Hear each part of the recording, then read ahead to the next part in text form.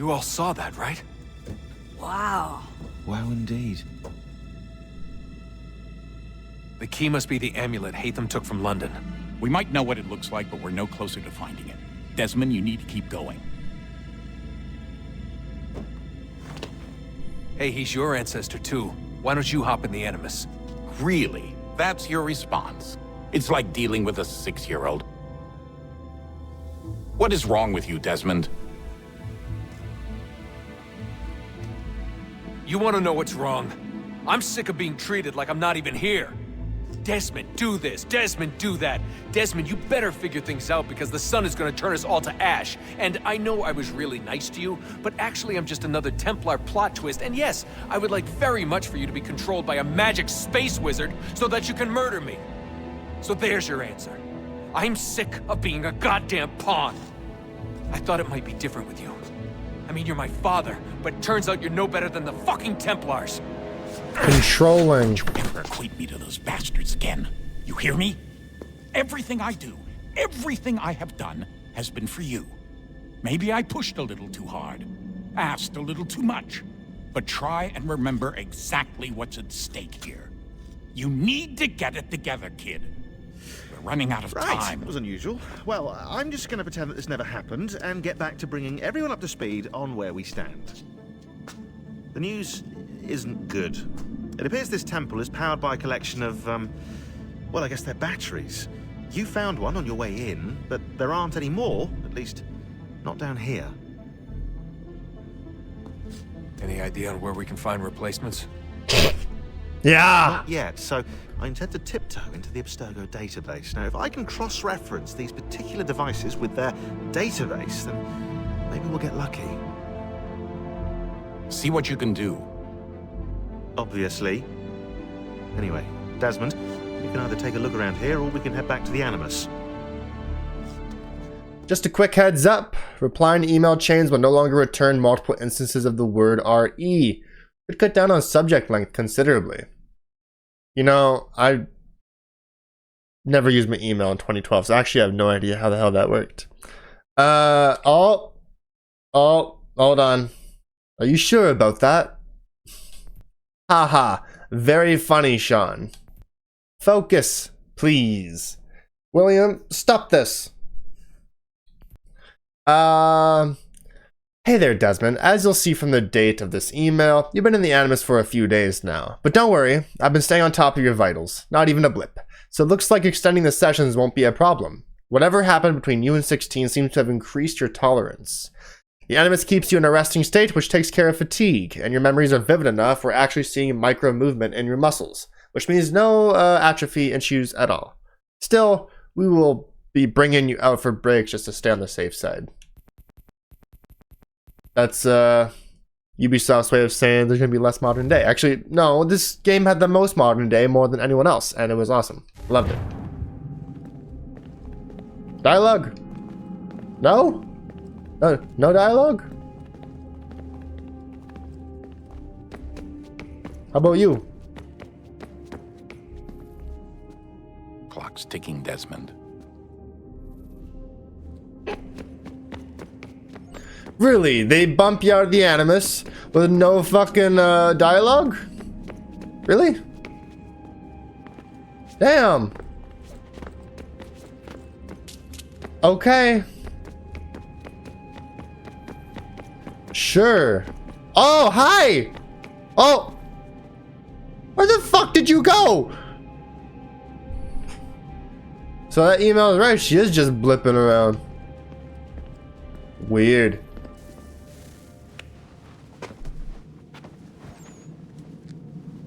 Alright, here goes. Undan nizero het stanyo. Awira awa unde yard on jadagu. Tone warda nagarade. Desajera nero niha. Nektiyate huwayat na kera. Azekante jajera oni. Nektiya otena degari wastakwe. Agungwe da sun a wahuan nordun kwedzi niot nesagodaya ogun'a. Zewajera sriat dizax ne Hatham. Raganero kwakwe unte zini togwanyo. Nekzi ohando yo hawihtun yat de haganerakwe. Zinuero jokwa templar alguego tadinero darhox. Ne on ha at get sanis. Zigat get soon arian a higun sagandanu agat gato zine sagara skanex. Damn! So even she knows Hatham's bad news.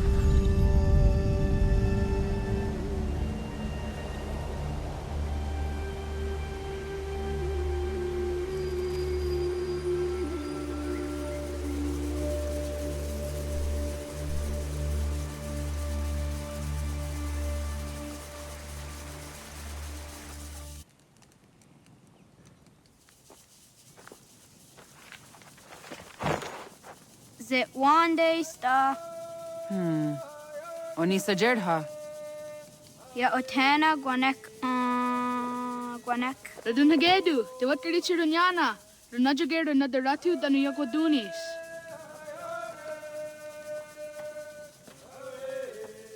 How was? Nexi dosa easy nakahanda di yahaze.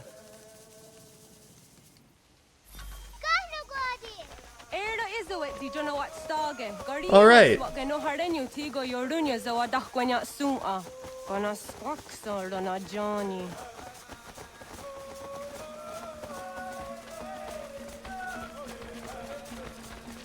I remember being a kid. Oh. Hi, sta. Hi, sta. Zaga de deri wasta. I remember as a kid, just like being very annoyed that we still weren't an assassin yet, and this would be like the 5th hour of the game.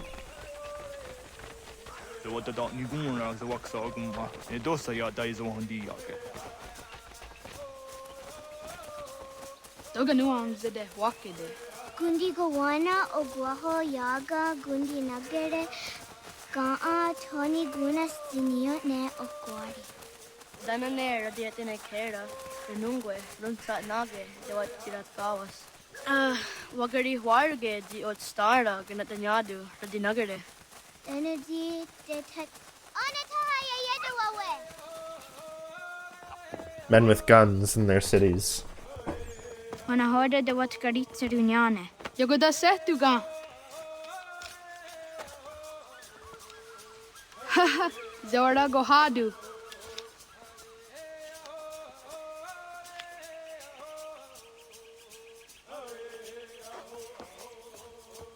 Easy does it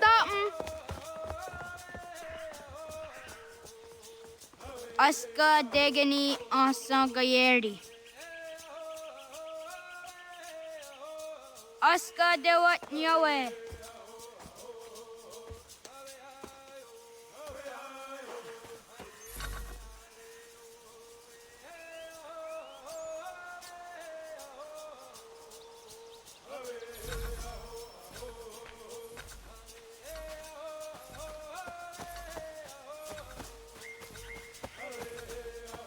Oh, no, I want nigga.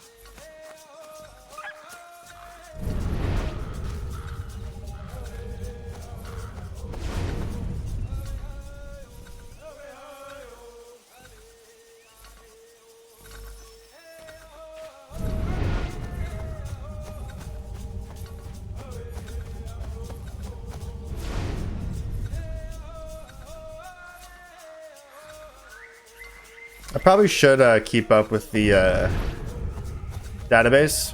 I'm just gonna wait for a little bit.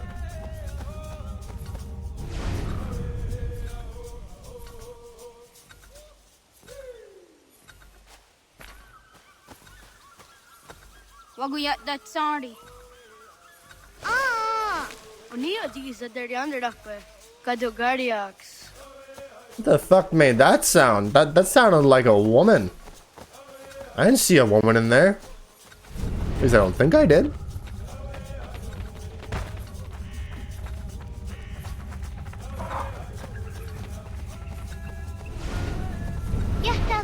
On the Getaque the Washta Datsari. Oh, you're the woman. My bad. My bad, ma'am.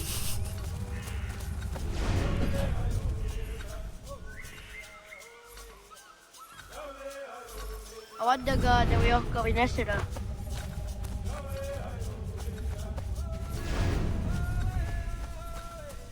There's nowhere else to hide.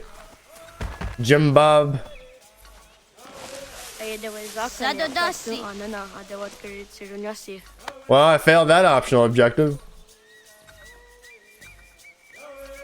So where are you, little shit?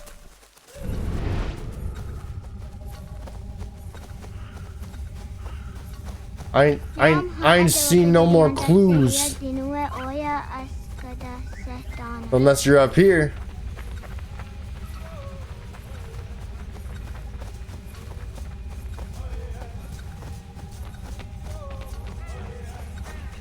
No.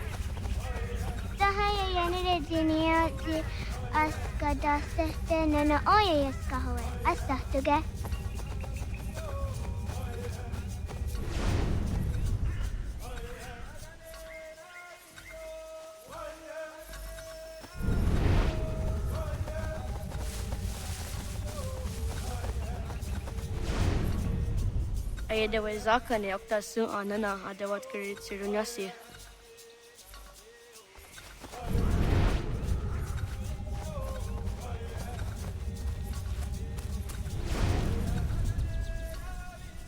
Oh, I can see you in there. Well,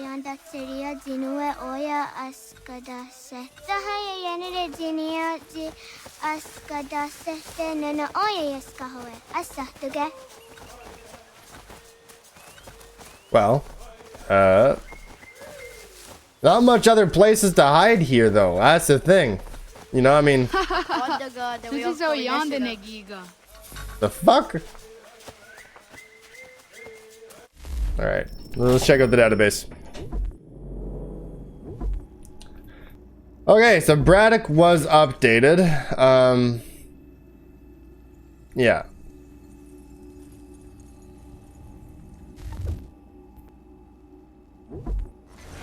More commonly known as these days as the Mohawk Valley. This valley follows the Mohawk River as it runs between the Catskill and the Adirondack. I don't know. Mountains. It is part of the territory of the, I don't know. Sometimes known as the Mohawk in English, hence the name. The valley also happens to be the only natural route from the Atlantic Ocean to the Great Lakes, meaning it was the only easy way to get from the coast into frontier territory and up into Canada. This made the valley incredibly strategically important during the French and Indian War and during the Revolutionary War. And by strategically important, I meant the valley was contested territory and regularly raided. Most of the settlements in it were razed during the Revolutionary War. Actually, the damage to the surrounding farmland was so bad that food had to be shipped into the area from the south. The revolution is known in the area as the Burning of the Valleys. That says it all, really. Yep, there's no positive impact to war at all. There's no nothing really to gain. You know, I mean, let's take Russia for example. You know, they've done all this work to try and seize Ukraine. And what happens to Russia now? You know, they can't just give up. They've already lost too much, right? It has to be for something. But once they get it, what will be left, you know? What would be left of Ukraine that's going to be worth this failed nation and economy to have? And by that I mean Russia, not Ukraine. So really, what was the point? You could have just stayed in your lane. You could have joined the good guys, you know, and just, you know, traded, you know, helped with international affairs. No, you didn't want to do that. No. Okay. That even goes like America right now. You know, if America decided they wanted to try and invade NATO lands, such as Canada, you would lose a lot. You'd lose more than you would gain. You know, all your international allies, your economy would cripple because suddenly we're not going to deal in USD because we'd probably end up dealing in yen or something else, you know. So really, what's the point? We'll take the conflict with Palestine. What's gonna be left? Like, have you seen all the leveled buildings? It's rubble, you know? It's just like, at that point, you're just in it to win it. You're not gonna win anything. There's no prize, okay? When the dust settles, there's nothing left. What's the point? So, and in the Revolutionary War and the French and Indian War, of course, they're doing all this damage to the environment, the cannon fire and shit like that, and the blood in the soil, and, you know, food ain't that great. Not to mention, I'm sure the idea of farming these areas is probably just, like, not the play. Yeah. A friend of Radu Nagedun from the same village. I actually know how to pronounce that one. The two boys were the same age and members of the same clan, making them cousins, though the connection may have been somewhat distant. The boys were inseparable throughout their childhood, with, I don't know that one, being the more conservative of the two. That is, Radu Nagedun would be the one to get them in trouble, and Buddy would try to talk them out of it. Well, you can't make soup without stirring the pot. Just saying.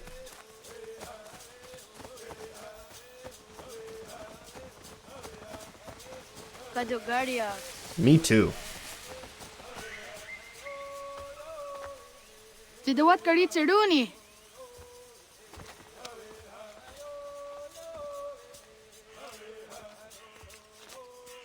I never understood the concept of the stick thing.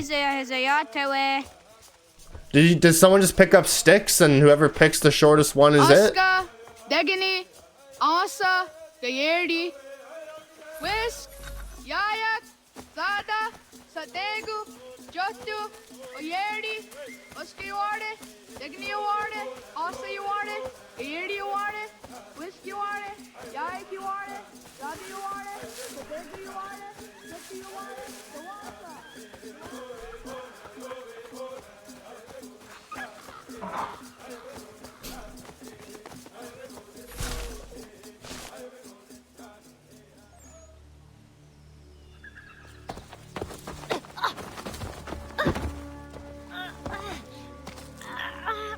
What have we here?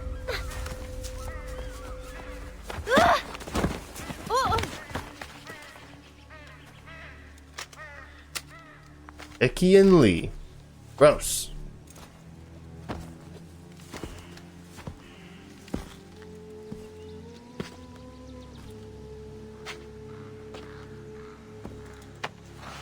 You look familiar. Where have I seen you before?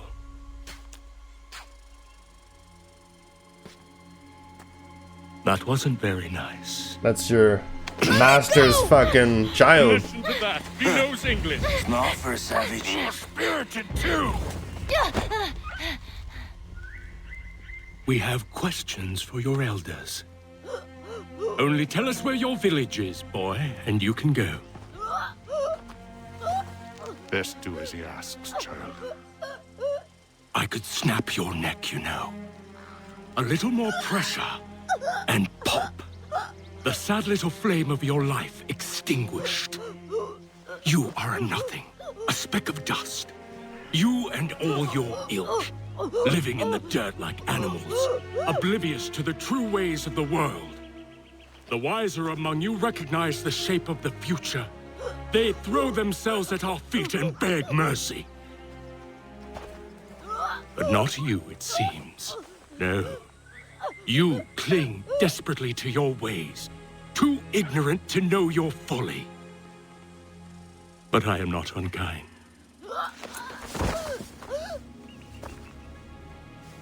And so I spare you, that you may carry word to your people. Let them know the sooner we are given what we seek, the sooner you can return to your pathetic, empty lives. A fair trade, is it not? What is your name? Not really. Charles Lee. Why do you ask? So I can find you.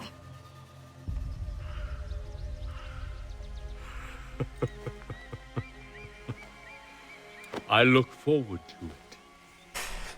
Back when Assassin's Creed and had balls and good writing and good cutscenes. Damn! Now we're canceling games about the Civil War. Tisk, tisk, tisk.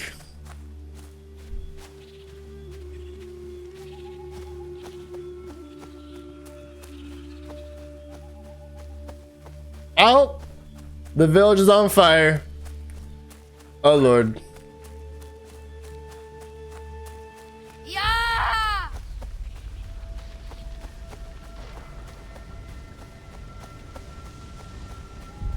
Greetings! Good morning, Ellie. How are you? Well, anything is better than this right now. This is horrible. Why'd they burn it? What's that? It's not very nice. Morning, Dad. Joining in from your cardio at the gym. Right on. I don't do cardio. I just lift. I should do cardio though.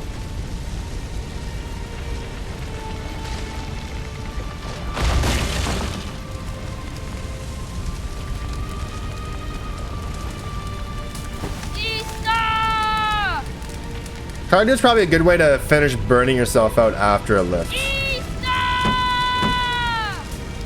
We're sitting here, this village is on fire. We're talking about cardio.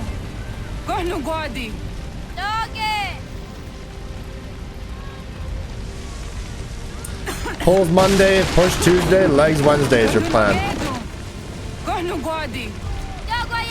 This is a very quick amount of time to do all three. But hey, it's whatever your schedule says, eh?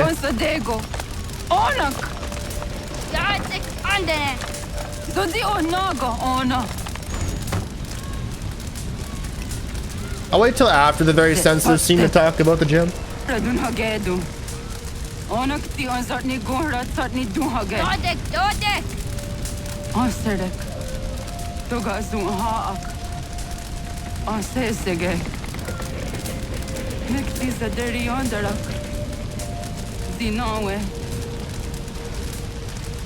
Andini kwe gunhage.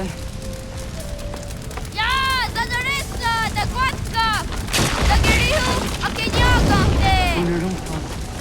Damn! Isa!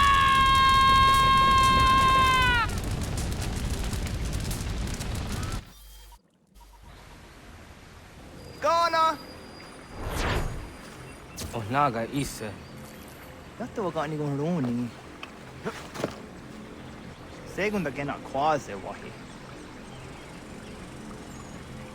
So, again, whatever fits your schedule is a perfect gym plan in my opinion. I do Tuesday, Wednesday, push-pull, and then Friday is legs. Sometimes Saturday, sometimes Sunday.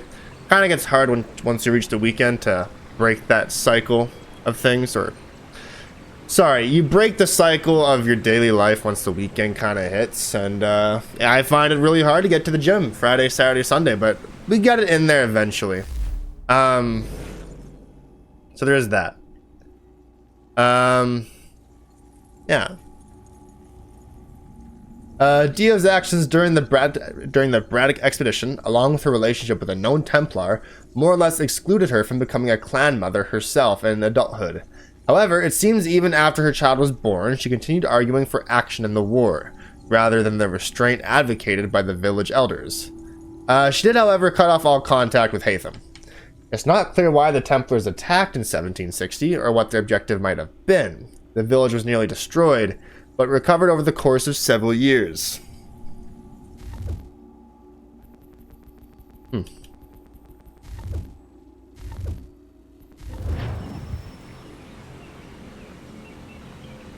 Gats, ngeni o taseraya. Oyaner mongeni wanun dosse, eteni rodo ke tinohoda de dom ne ayogara we ori wage. Andi jadasa wane ay deni sto zeraroro ke. Amado ene kane to da di jat ka tunyu he ne ay deni ti nakwa tsari.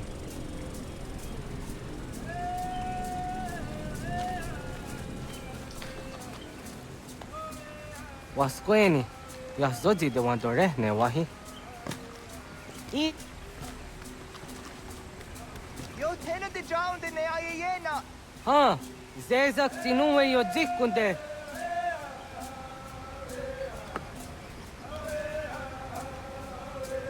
Zahaga yo yanere. Yum zaskats. Nekti doni gari wes tona yo tuhage. Nona ska guidene ne, da wasa gayeri ni hadi runungwe kaa ta hunana dahwage. So nona askana nage ne, ta de watna neda. Iga gar hagunsu ahunto ratu. Kaa hunzage hunda ditaru. Garu ne zosera aska de wanyawa na hadihage. Yahtes kariwes ta yunki yahkwa daze te. Segun ino tumne. Ha, nekti zaha akka da hunenu haje. Te dun zohum jokna e de waire. Toga yaho tena tai de waire, toga yah tai de waderio. To are na zawane. Tokni kuhak. Wagerek da gari hunyani o nirt zia gerata. Tigawanio. He's vengeful. Aguts yotti nakuni. Zaha gasto zeriohage ziniotne oya. Nek zia tamdo era ye dene de negahondage.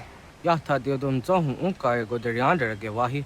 Hau yungeni dogas ki doga andeni gweni toya yedenewe. Ne dosa ya yedini rada ne unzage. Waderian dat seraksa negiga. Conservative. Gera. For me, I'm just going after work. It's easier for you to get there if you're already out of the house. Absolutely. Absolutely. The place I'm having an interview for, NukaDud works there too. They get access to a gym there. They have their own gym. I'm very excited about that. If that gym is not good though, then I actually have to travel. I would have to go out of my way to work out. Like a solid I'd say a solid extra 30 minutes of driving in my day to make that work. Is that a voice crack? They just remodeled gym. Moved in like 10 new machines. That's awesome. That's awesome. Who knows? Maybe it's time for my Planet Fitness days to be over.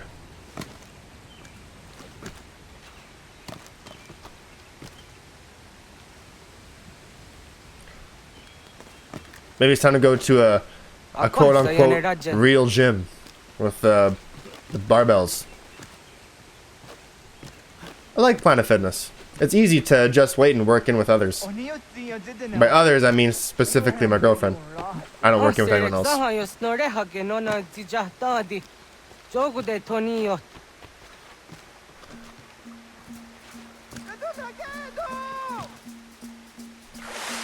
Oh, for fuck's sakes.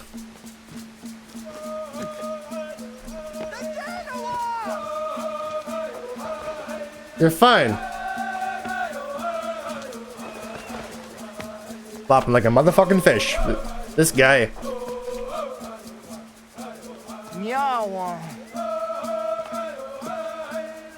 How are they friends? They got like nothing. They're nothing alike.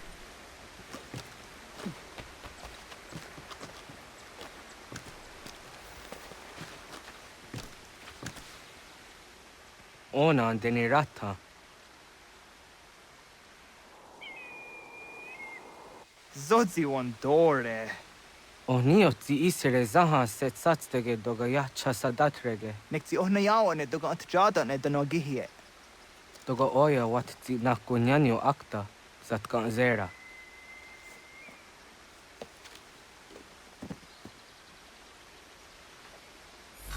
Like how Connor just avoids that question entirely.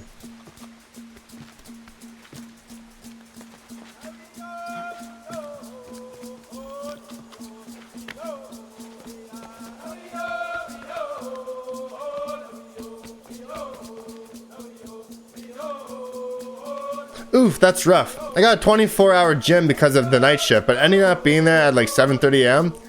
was trying to go at like 2 in the morning. Anyways, just wrapped up. Have a good stream, Dud. Enjoy not having to do cardio. Thanks for stopping by. Have a wonderful day or sleep. Yeah! I fell and died! Oh, never mind. Is that his face? Nahoda, what got ni guruni? Yatta wak kwenyo agwego yang gani haramge. Ga ga der har de zinora agwego an seroroge. Ga de ga isere ya de ga yeri zinigo yang gani. He's just like terrified out of his mind. Find more feathers.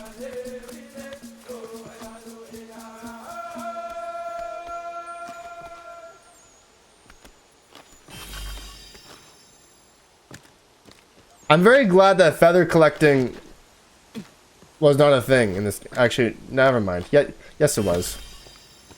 Feathers were a thing. Whoops. Fuck.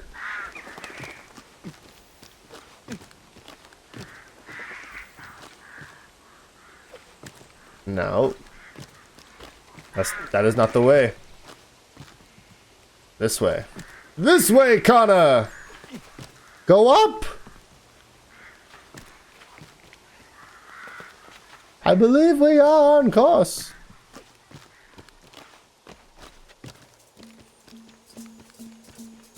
There's my feather. Boom!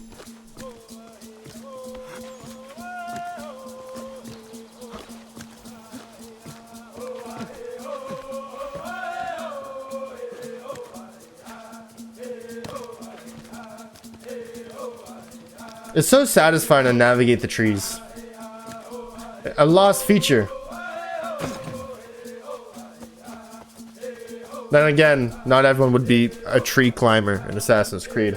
Certainly not Yasuke. Yes, it is time to go.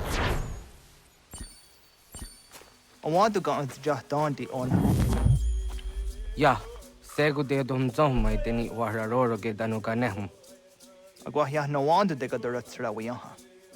What can you do? Is it because you're fat? Anguri hunya, kanadakta ezot kodina gerenyo, toan di jadora de.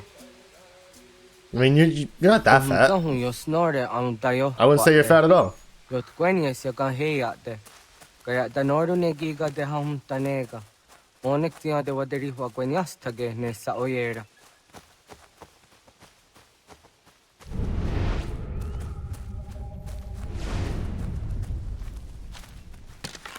Kada denak totas aundasa de sanuni. Toganze sadowate. Ande wadu nege negario. Tano yan wadorat serayan da ne. Agwa next izini wade saniyo. Ona andeni yanzere. Yo snore se wahra gwet darungo. Skena sua tanut kayeri. Yata o waru kok tat de zadum zoni. Nekti ganehum oni. Toga danzasteri ha. Asi daksa anguna dun hasse ona onio zi asat karhara.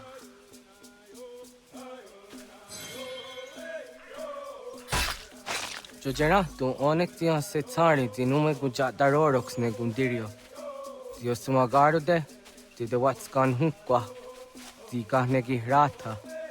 Zezak ne gayendere matrori zi unwak to dundundawarien.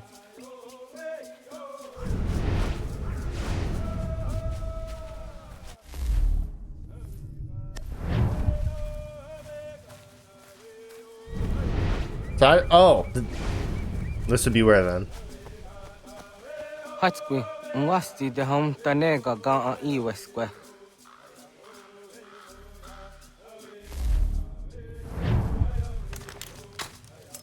Hauki oya dijat karhara.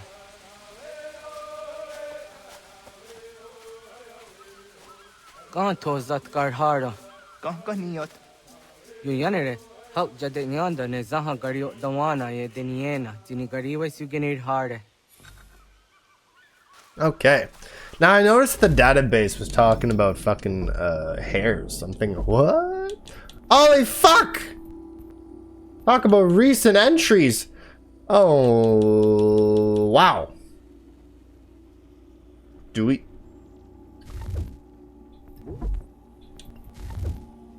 All right. The Haudenosaunee, people of the Longhouse, around 1,000 years ago, and long and bloody war engulfed the 5 indigenous nations that inhabited what is now known as Central New York State, Southern Ontario, Southern Quebec, and Westmount Vermont. In the west were the Seneca and Cayuga nations. To the east were the Mohawk and Oneida nations. Located in the center of this territory was the Onondaga Nation. In the midst of this war, a messenger known as the Peacemaker provided a path of peace, righteousness, and power that unified these nations and put an end to their bloody war. The union or alliance is called the Haudenosaunee, a Western Iroquois term. Iroquoian? I don't know. That is generally translated as people of the Longhouse. The thing is another thing, which means they're building an extended house. In 1722, the Tuscarora Nation was adopted into the Haudenosaunee, becoming the 6th nation of the Confederation. Foundation of the Haudenosaunee Confederacy is the Great Law of Peace. This ancient doctrine provides an elaborate and efficient institution of democratic governance, social and economic stability, and a moral equation to achieve a personal and collective peace. The Haudenosaunee Confederacy is a constitutional democracy that is governed by a group of 50 chiefs who make decisions through a complex consensus-building process. In colonial times, the Haudenosaunee Confederacy held a prevalent political and military influence over the eastern woodlands of North America. So eventually they bonded? I don't know. The Iroquois refers to a group of indigenous peoples who inhabited the eastern woodlands of North America, made up of Mohawk, Oneida, Onondaga, Cayuga, Seneca, Tuscarora, Huron, Susquehannock, and Cherokee peoples. Iroquois share a common ancestry, social organization, economy, spiritual beliefs, and dialects deriving from a Proto-Iroquois language. Proto-Iroquois language. The term Iroquois is often synonymous with the Haudenosaunee or Iroquois Confederacy, a political league made up of the Mohawk. So the Iroquois is the general name for a lot of the indigenous groups in the area. Mohawk, meaning the people of the Flint.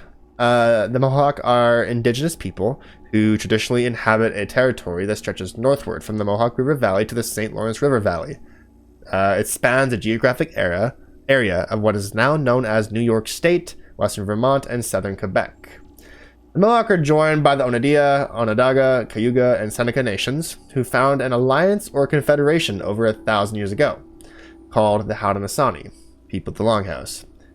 The Haudenosaunee were also known as the Iroquois by the French and the Six Nations Confederacy by the English following the naturalization of the Tuscarora Nation in 1722.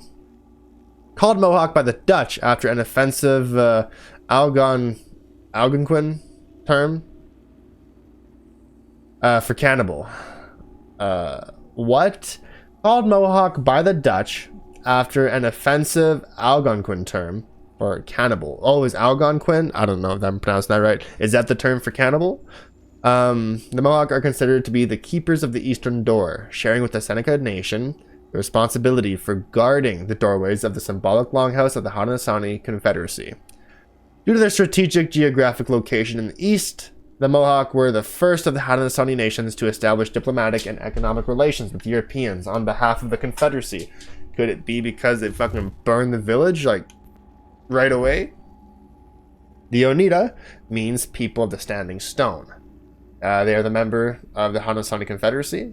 Both the Oneida and Cayuga nations are referred to as the Younger Brothers and the Haudenosaunee Grand Council. So they're newer nations. Onondaga Nation. They put so much to read it all at once. Meaning people of the hills. The Onondaga Nation is a member of the Haudenosaunee Confederacy, essentially located among the Iroquois nations. The Onondaga Nation serves as the firekeepers, or capital, of the Haudenosaunee Confederacy. Chiefs. is generally translated as chiefs. Each chief is named after one of the original founders of the league when it was established. These leaders represent their clan and nation at the Haudenosaunee Grand Council. The chiefs also serve as leadership within their respective nation. Each chief is installed by a clan mother who use specific criteria to ensure he is qualified to assume this hereditary position. A chief is installed for life and is only released on account of merit, sickness, or death. So almost like a kingdom. Seneca Nation, meaning people of the Big Hill. The Seneca Nation is a member of the Haudenosaunee Confederacy, geographically located on the western end of the Haudenosaunee Confederacy. The Seneca are called the Keepers of the Western Door, and are responsible for protecting the western entrance into Haudenosaunee territory. The economy, the Three Sisters. The primary economy of the Haudenosaunee Confederacy was the horticulture, cultivating what the Haudenosaunee call the Three Sisters: corn, beans, and squash. The women of the village were primarily in charge of the community's economy and tended to the fields. You know what's funny? I would assume I don't like squash, because I imagine squash is like a texture, and I don't like squash things while eating them, you know? Unless it's a potato squashed into a mashed potato, but that's mashing a potato, not squashing a potato. So I always thought that squash would just be an icky, gross texture, and therefore I've never actually had squash before. I would assume I would not like it. It's a weird thing. But if I was offered squash, I would try it. I would at least try it. I have no idea what squash is, though. Regardless of that, I'm assuming it is a. You know what? I have no idea what squash is. The women of the village were primarily in charge of the community's economy and tended to the fields, while the men supplemented their economy through hunting and fishing. The Haudenosaunee economy figures prominently in their spiritual cycle of ceremonies, as the Haudenosaunee will hold Thanksgiving ceremonies to welcome and honor a particular plant or food during corresponding seasons. When George Washington wanted to neutralize the Haudenosaunee Confederacy during the American Revolution, he ordered General Sullivan to destroy every Haudenosaunee village, specifically targeting their cornfields, an act that earned Washington and succeeding presidents the title Town Destroyers. Well, that's just a spoiler for the whole game, because you would be led to believe Charles Lee is the one that burned the villages. But this is the orders of George Washington, which we later find out in the game, of course. Thank you, Hatham. Tuscarora Nation means hemp gatherers. The Tuscarora Nation is a member of the Haudenosaunee Confederacy. Originally from North Carolina, the Tuscarora migrated northward and were adopted by the Haudenosaunee in between 1714 and 1722. From that point on, the Haudenosaunee were referred to as the Six Nations Confederacy. So, all these nations, it almost reminds me of like Panem from the Hunger Games. You know, all the different districts have their purpose, you know? They're not just independent doing whatever they want. They are all independent with a purpose. They're strong suits, and then all feeds back into one giant region. Without the Hunger Games, of course, and the tyranny. I should rewatch the Hunger Games. It's been a long time since I've watched them, and they are good movies. Now we're reading up on animals. This is just Scottish animals, hair is not good at detecting threats. This is just tips on how to hunt them. Okay. Not anything else. Now, is there gonna be like... Did we miss anyone? Is anyone like updated as a result? Probably not. I'm gonna assume that was it. Now we go back to tracking a deer.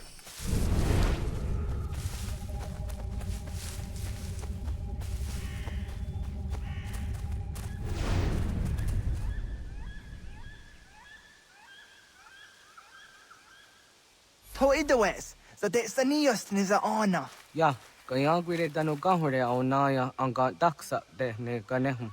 Negi gas kaya da gesnu sage angats de zi anjena. Onak tis kena sun a ange. Toka oskenundu ayungenika amadego. Takwaderorok.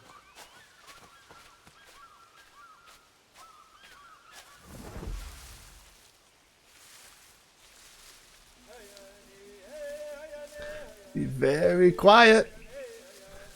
Tamaga the hujose on the getting gora di hato.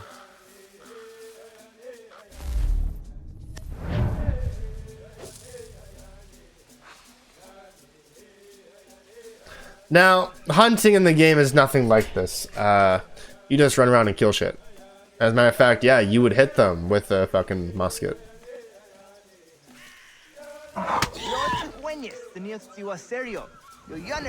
Ona deni rorake dino hoda de odon zohun. And now we read up on deer. Skittish animals and quick to notice threats.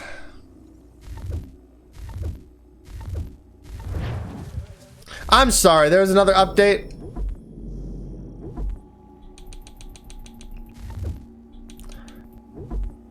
Oh, it's down here. Oh lord, there's more. Oh lord, there's more. Oh lord. The Haudenosaunee Ground Council of Chiefs. I thought we were done. Is a central governing authority of the Haudenosaunee Confederacy. The Haudenosaunee Grand Council is made up of 50 chiefs who represent each of the 5 nations. Each of the 50 chiefs installed on the council is named after one of the original founders of the league when it was established. During debates, the Haudenosaunee Grand Council, the leadership, are divided into 3 deliberating parties. The first party is made up of both Seneca and Mohawk chiefs. The second party is made up of the Oneida and Cayuga chiefs, including the Tuscarora chiefs. Third party is made up, well, why didn't you say that? The third party is made up of Onondaga chiefs called the Firekeepers. So what? Tuscarora has to join a team of 2 because Onondaga doesn't want to have 2 on their team? Is that it? I don't know. As the facilitators of the council, the Seneca and Mohawk chiefs represent the standing issue to the chiefs. But why the fuck would they put that in brackets? I'm not over this. Why would they put that in brackets? And instead of just saying it's this and this and that. It's this and that. Oh, but on the side. As the facilitators of the council, the Seneca and Mohawk chiefs present the standing issue to the chiefs of the Oneida and Cayuga nations. Once again, including the Tuscarora nation. Following a discussion amongst themselves, the Oneida and Cayuga chiefs shall formulate a resolution to the standing issue and return it to the Seneca and Mohawk chiefs for their consideration. The 2 parties shall then deliberate upon the standing issue back and forth in this matter until they achieve a consensus. Once both the Seneca and Mohawk chiefs and the Oneida Cayuga chiefs come to one mind, aren't we forgetting the Tuscarora nation? The standing issue is then passed along to the Onondaga chiefs, who shall either confirm the resolution or offer a counter proposal. So Onondaga is the Firekeepers, but why do they get that privilege? Did I miss that here? People of the Hills. Because they're the capital. But why are they the capital? Location? Age? Great Law of Peace is the constitution of the Haudenosaunee Confederacy. These teachings outline the basic principles that unify the original 5 Iroquois nations into a powerful league. Based upon the good tidings of peace and strength, the Great Law of Peace provides a complex decision-making methodology that is achieved through consensus building. In 1987, a subcommittee of the United States Congress officially acknowledged the influence of the Haudenosaunee Confederacy and the Great Law of Peace upon the U.S. Constitution. I am announcing that we are no longer having the people of the Great Law of Peace in our Confederation. It's not very American. It's not very white. It's not very Republican. I don't know. I don't really like them. You know, none of them were my buddies in the Epstein files. Good lord. The Haudenosaunee clan system are a society. Matrilineal society, transferring identity through the mother's lineage. Not lineage, lineage. This extended family is called a clan. They have 3 clans: the Turtle Clan, the Wolf Clan, and the Bear Clan. I want to be part of the Turtle Clan. Family names and clans are passed down from mother to child. Each member of a clan is considered a relative, regardless of which Haudenosaunee nation they belong to. For example, a Wolf Clan member and a Wolf Clan member of the Seneca Nation are still considered relatives. Oh. Likewise, the men and women practice exogamy, marrying outside their matrilineal clan family. So, why? Clans have specific social, spiritual, and political roles to play in society, and is the pillar of traditional governance. With the clans and all leadership members holding equal powers and are accountable to everyone. A woman leader called the Clan Mother holds a powerful leadership role in the nation and has the authority to select a chief to represent her clan politically. Moreover, she also has the power to dispose her chief and replace him with another candidate. Taking into account all she knows about the candidate and his dealings throughout his life, she decides who is a good fit to represent the clan. Clan mothers choose men who are honest, reliable, and clear-headed, with knowledge of the Great Law of Peace. Amongst the Haudenosaunee nations, there are 8 clans: Turtle, Wolf, Beaver, Hawk, Eel, Deer, Bear, and Snipe clans. And they themselves have 3 clans: Turtle, Wolf, and Bear. Right. Very complex. Clan Mothers is a female leader of her clan family. Aside from her social and spiritual roles, a clan mother is politically responsible for selecting a chief who would represent her clan family. She watches for potential candidates from time these men were boys, looking for special qualities and merit needed for this position of leadership, grooming them along the way. It has been said that Haudenosaunee leaders are not born, they are cultivated. The clan mother is installed for life and is only released on account of merit, sickness, or death. And the Cayuga Nation is people of the swamp. Both Cayuga and Oneida nations are referred to as the younger brothers. The swamp people. Material culture. A hatchet is traditionally the blade of the Iroquois hatchet was with flint stone. Traditionally, the blade of an Iroquois hatchet was with flint stone. However, with the introduction of metal in Iroquois society, the hatchet became much more efficient and deadly. In the colonial era, hatchet molds were affixed with pipe for smoking. Damn! Smoking from a tomahawk? When an Iroquois village was to take up the warpath, they sometimes held a ritual where the warriors would strike a large wooden post in the village to prepare for battle. The hatchet would be left in the post until the war was finished, when it would be removed. We do see Connor do this. A war club is a traditional Iroquois weapon. On top, a long wooden shaft. A large ball is carved around the knot of a hardwood tree, which is used as a blunt club against their enemies. A big wooden stick. Wampum, made with seashells found along the eastern seaboard. Wampum was used amongst the native people of eastern woodlands. Amongst the Haudenosaunee, wampum made from the quahog shell would be refined into cylindrical beads and used to create belts and strings, which would be used as tools that commemorate treaties, laws, and other important events, in addition to the symbols of legitimacy for leadership. Well, I understood none of that, actually. Longhouses. In the times before European contact and up until the early 1800s, longhouses originally served as the living quarters of Iroquois people, stretching between 40 and 200 feet long. Longhouses were long, rectangular structures that housed a number of families belonging to a particular matrilineal clan family.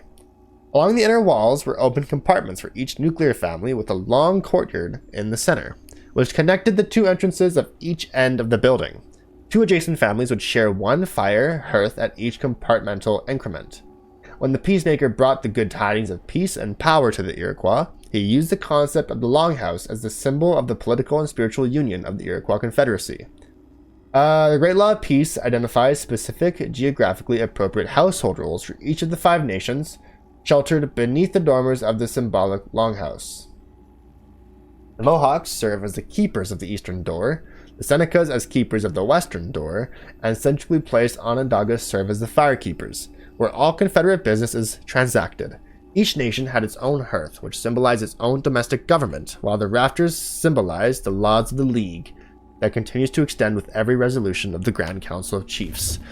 Honestly, I'm going to forget everything I read very quickly. Am I going to like... There better not be anything else hiding in here. I swear to God. I swear to God.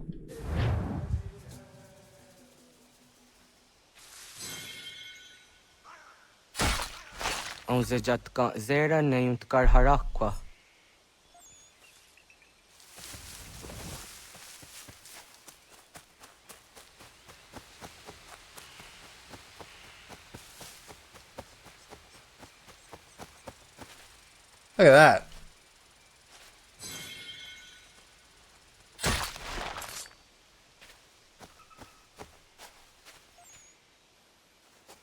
Tim jatum zoni sego, nekti yatte zugini naktode. O nekti de deni zaru ajadora de. Toga idenere yat da ide nokta. Yatte wag der yan dare. Kunye takwa, tazada de tak ni nize. Damn, he just fucking patted his stomach and then he fucking looks at him like he's a sack of shit.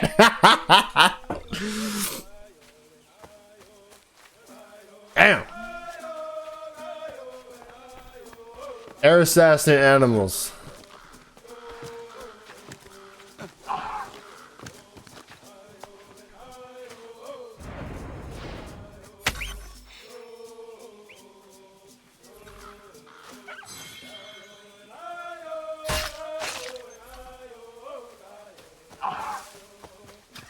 Get back here!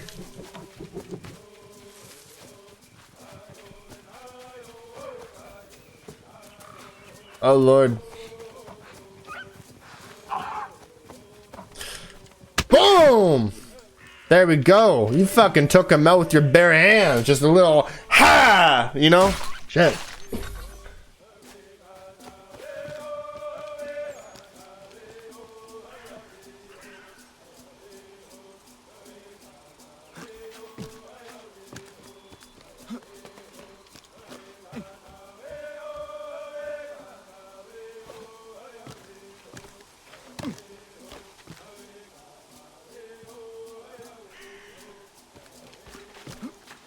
Oh, you ain't ready for this. Wait.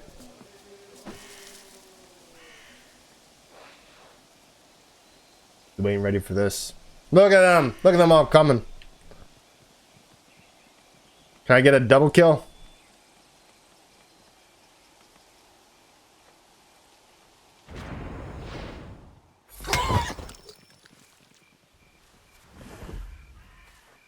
I don't know.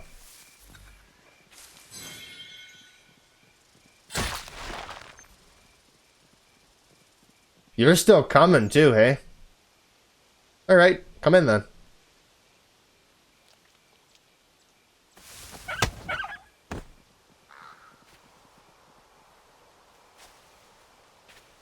Well, skin him. Should I read up on the fox? No. But I do want that, I won't want that in my database. Saying it's something to read either. One more. Come here! Gah!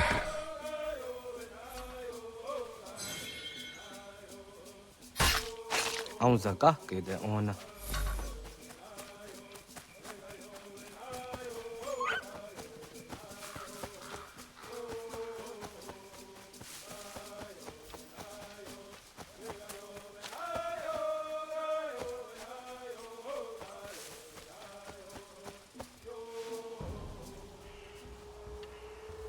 Kana dogu? Ona awa ne.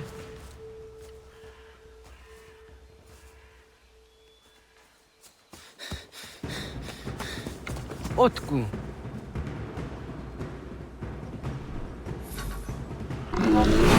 Oh!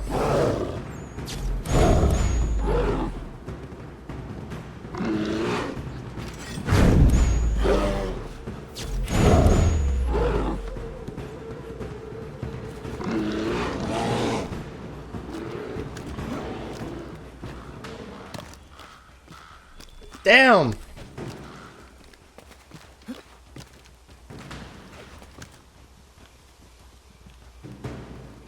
Come on, go down.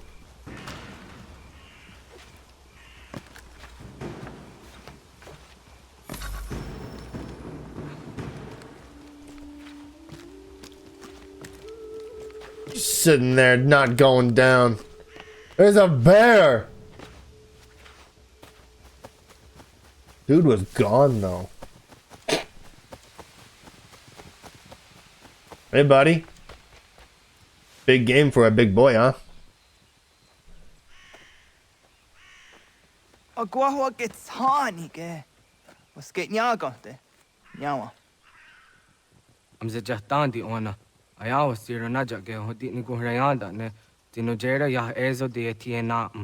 Next yato deot. Boom. Oh, niot. Rat dukawa hagari hunya.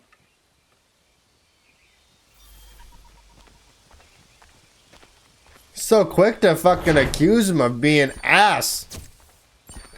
Come on, Raduna Gadun. Connor's just an inherited name.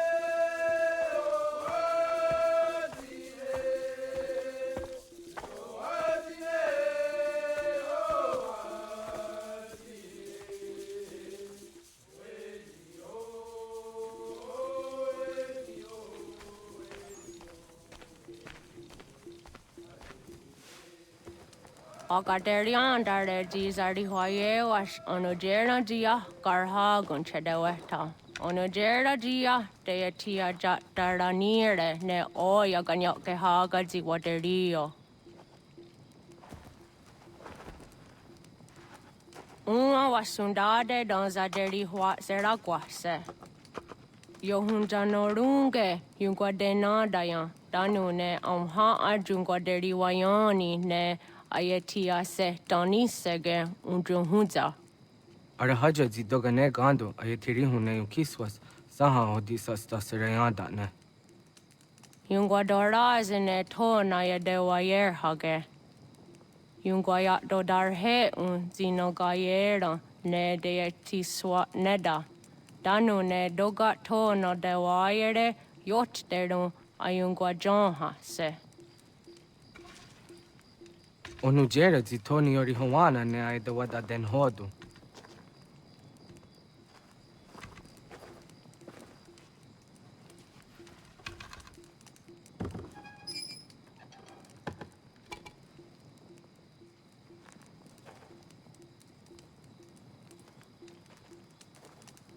Like a glass apple. Nahoda Tiga. Kan hoha. Anane?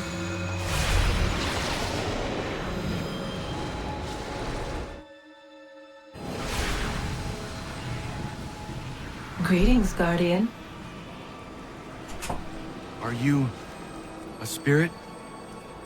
You may think of me as such. Where am I? You are where you were before.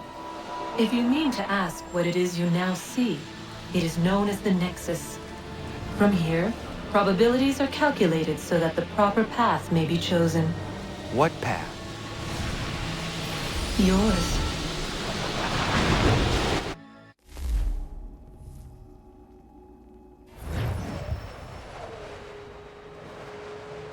Follow me.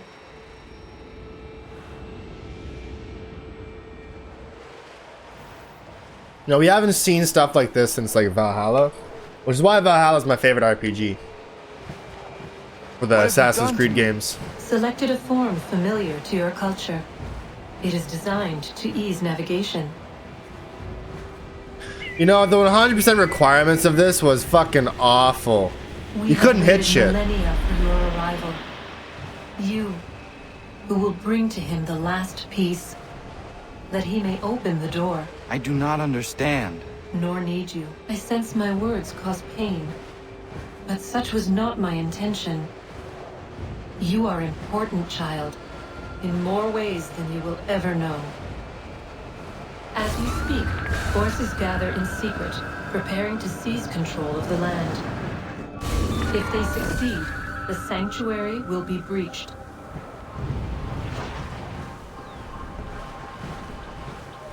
Like, this part right here, I was like, oh god! I'm trying not to hit anything.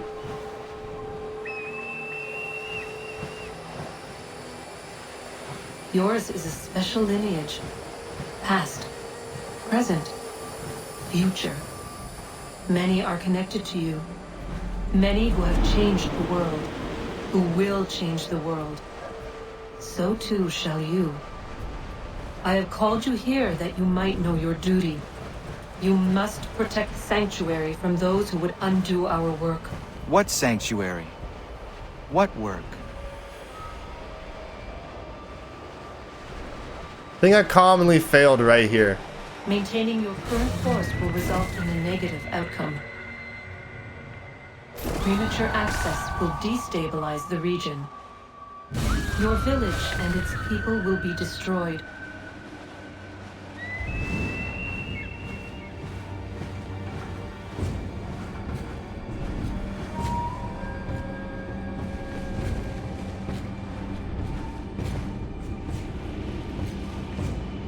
What am I to do? You will learn of a man who will provide additional training. Seek this symbol. No doubt you have many questions. Time will see them answered. For now, you must follow. Right here. I was like, oh god, don't hit nothing!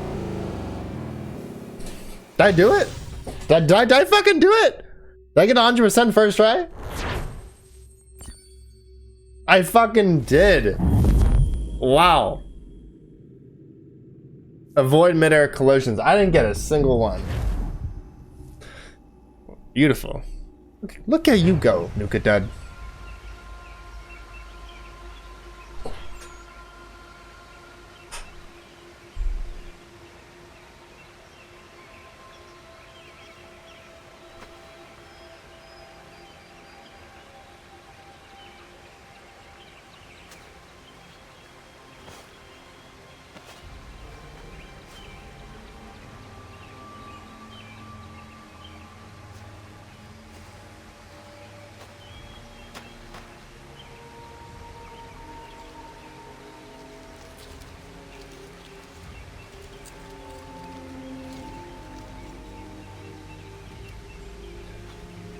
That was not a perfect recollection of what you saw. You did not draw that. Adun heads wagena duni. What garo di rungwe daya jadatka. Agena dun hase onio di akande. Da tune tigaro nungwe. Easy na gahanda di tunes. Gariwe siwagaderiandere. Tanu ize gi oni. Arahaja diza detni go rizu ne dosa seriwayena. Jungar haratstone ayedewa dunhunjanuna nexti da sheri de nise. De ot danu haje hunjage danu ya taundo ayungwa da se dunhage. Ya ka atagitskodige danu agader harda dene ayedewa wanda ne. Wa gunya to dari sigi owadu era Well, that was easy. Ohnu jera di desaderi huadeniani. Aze goya tak gweni daguri huadeni. Yahasa giga. Ase tari jina hoda ze sakstit kada kunegans. Tonu e dagatka tone gari huayernitsto. Ne egi garun gwera hawi o yashnena zinio zizatnista hawa shagoshnena. Yama.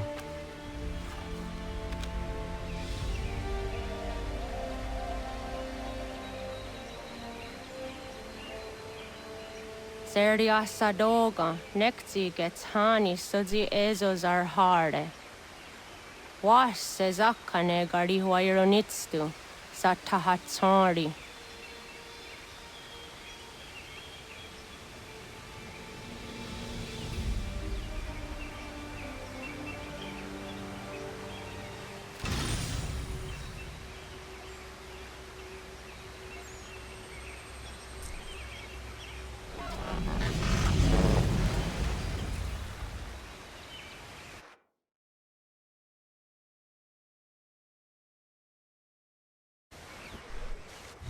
Leaving home was harder than I thought.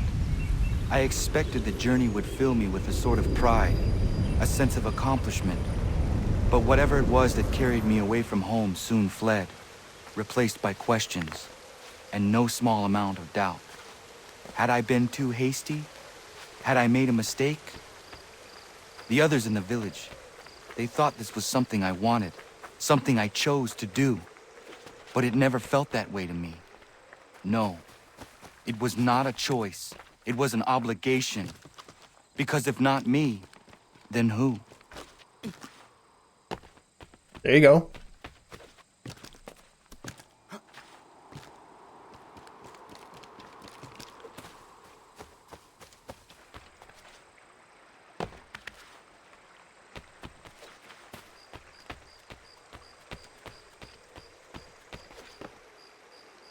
I'm not exactly sure how to get to where I'm supposed to go. Just giving her.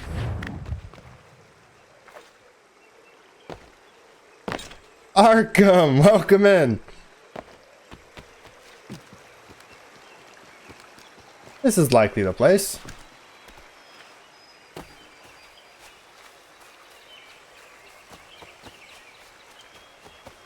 And that's definitely what I'm looking for. We'll go this way. How are you?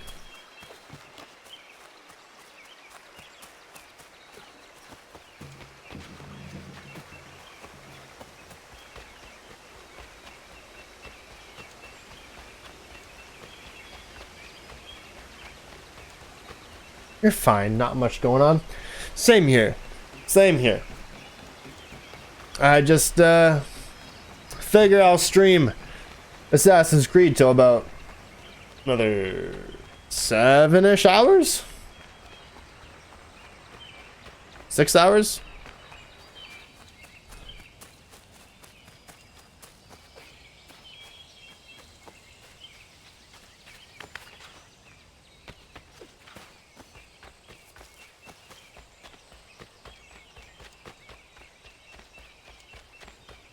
There's NukaDud's got an appointment, and I asked if she needed me to come. I'm waiting on a response. Now I'll determine how long we're going to stream for, because I got nothing else to do today. So, anyways, I think, oh, they put us in the frontier, not the homestead. I figured they would have put us in the homestead instead of giving us all this fucking running to do. Oh, what the? Get out of the way! Oh. After him!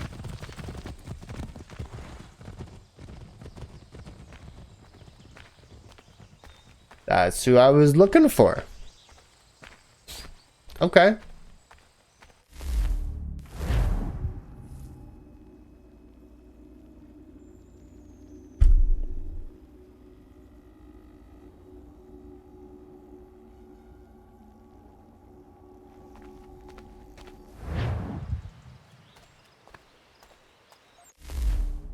Okay. And nothing new in the database. Good. I did like a half hour of reading up on the Haudenosaunee. And I could use a break.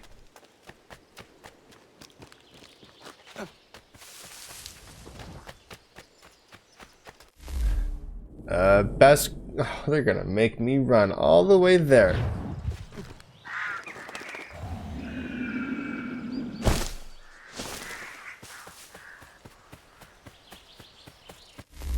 No horse. Nothing.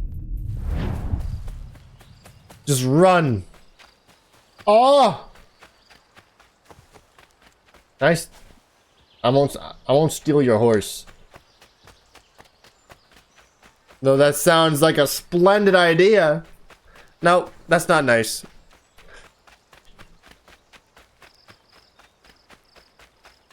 That's not nice at all. We'll get there. Slowly but surely. Who? Hello. Hello.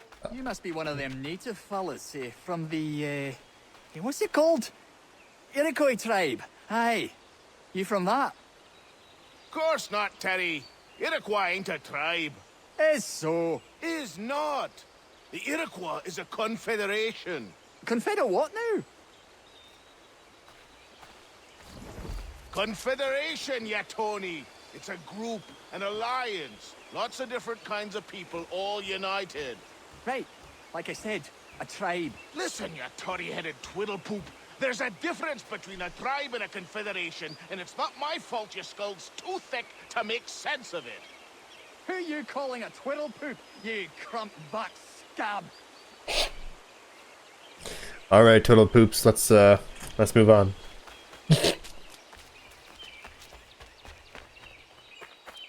Well, I like that little bit of foreshadowing to a completely optional. Just give it a few days. We tend to the wounded, resupply, and come up with a plan. I've sent Enoch to scout the place, figure out the best way in. You hear him before? Saying he has no master but himself? What a load of fee-fa-fum. If he ain't no master, guess he's ours to do with as we please. Indeed. All in good time. So that's what happened to those people chasing Hatham. Yeah, the homestead stuff is completely missable, but it's really fucking important. I don't understand what happened there.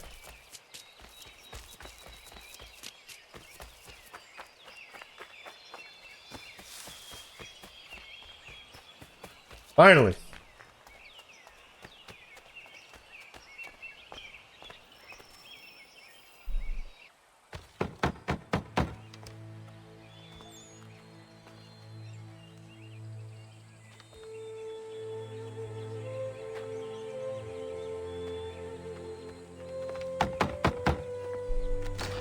What?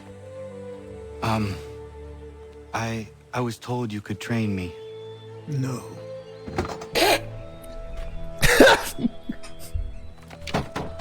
Go away! I'm not leaving!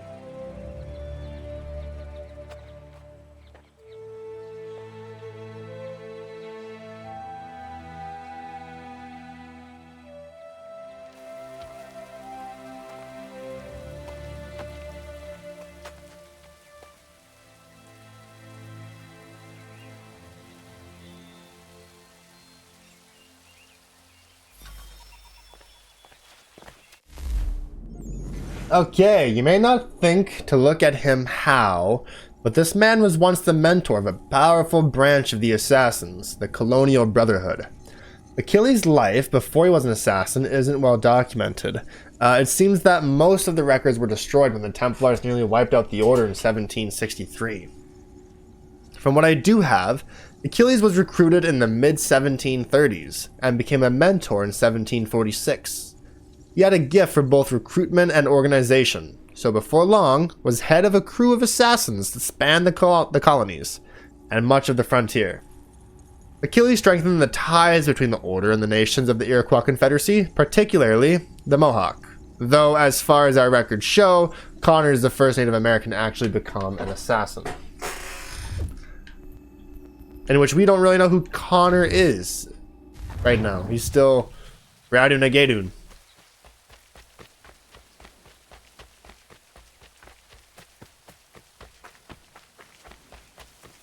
I need a place to camp.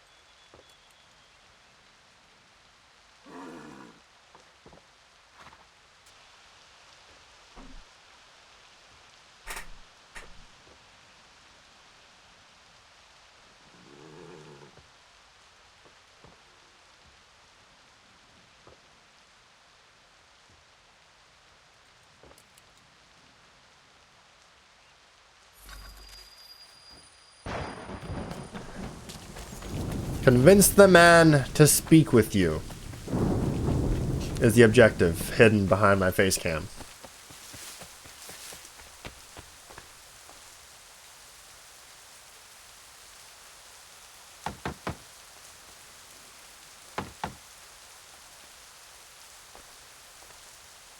There must be another way in.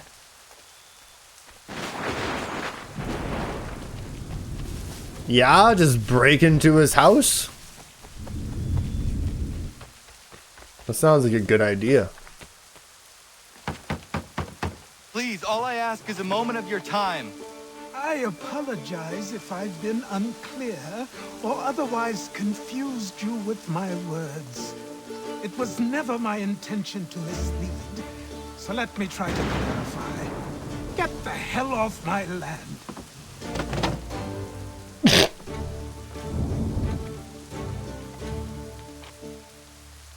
Coming up! That's not a good idea.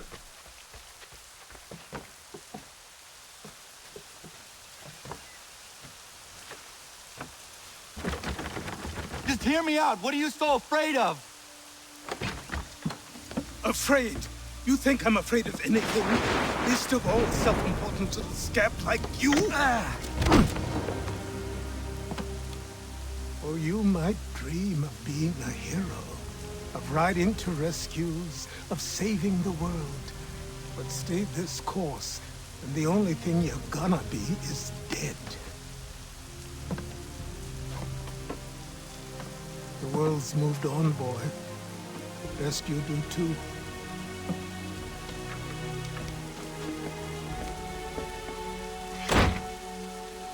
I will not leave, do you hear me? I'm never leaving.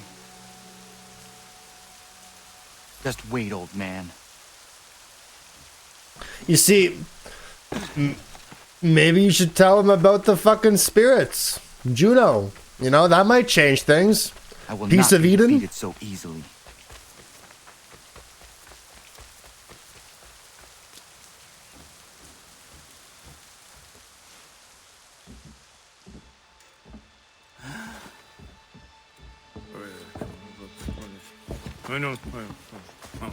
These are square toes. This'll be easy. That's what you said last time, and I wound up with a dead horse and a dark eye. Who are you? No one you need concern yourself with, little britches. Best cut for something bad happens. No. Can't say we didn't warn ya.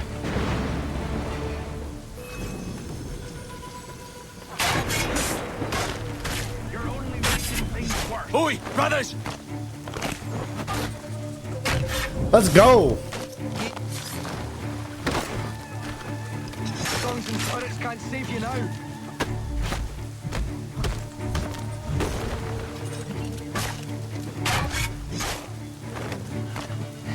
Should have run when you had the chance.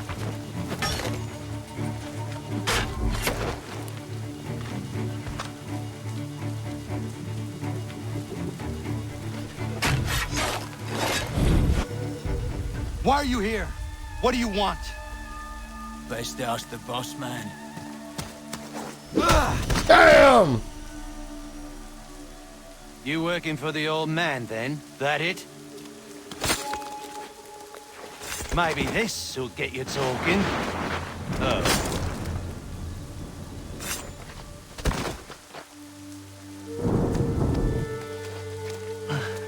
Thank you. Clean this up.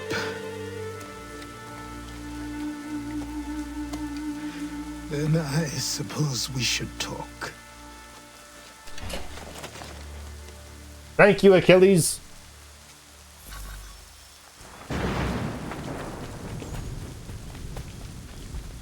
You know, it's really hard to say that I'm going to stop playing at Black Flag when Rogue is right around the corner, which just ties right back into 3.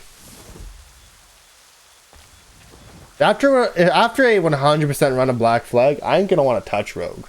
And then you play Rogue and it leads into Unity. All these games are connected in some loose regard that makes you say, yeah, keep going, keep going. The only game that stops is Syndicate. After Syndicate, it all fell apart. Damn. Get mad. Real mad.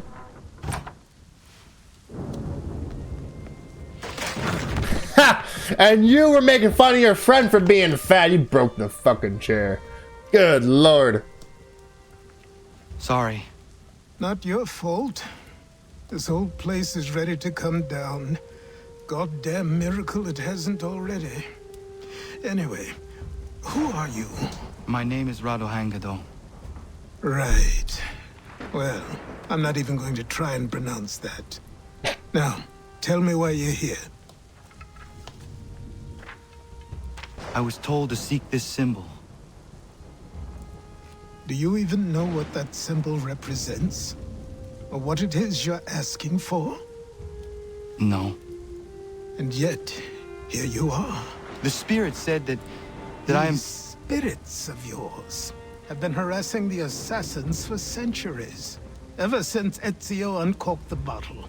But you don't even know what an assassin is, do you? Well, best settled in then. I've got a story to tell, and it's gonna take a while to get it all out. I would like to hear the story. Don't skip it. Don't skip it, you bastards. Oh no, you're gonna skip it. I want to hear it. Fuck! And so, this is why the assassins have dedicated themselves to the pursuit of the Templars. You know, a nice recount would be great for the new players. Spirit's visions will You know, become reality. come on, Ubisoft. Then I will stop them. Oh, I have no doubt you'll try. Come on, I've something to show you. And then Rogue, then... Wasn't a joke when I said this place was coming apart. It's a nice place. Why don't you repair it? What's the point? Besides, I don't have materials for the job. So buy them. Just buy them. Look at me. You think I can just march into some store, purse full of pounds, and go shopping? Yes. Why not? So naive. Is it because Achilles is dark? This way. I'm assuming that is the answer. And then Rogue, then Unity, then Syndicate, and Origins. You would just want me to play the whole franchise. It's not happening. We're stopping at Black Flag. Actually, we're stopping at 3. Oh, I saw those robes.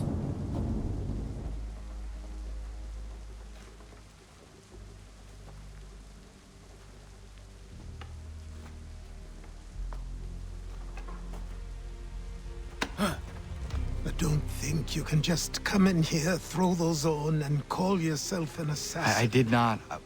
I would never presume... That's all right. I know they've a certain allure. Damn right they do. Take notes, Ubisoft. Damn straight. Very well. I'll train you. Then we'll know if you've the right to wear those robes. Thank you. Name's Achilles.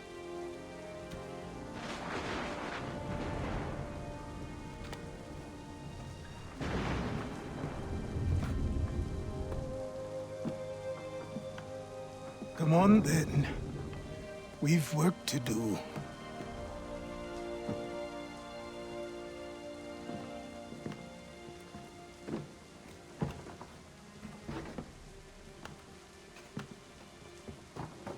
You are a speck of dust, a nothing.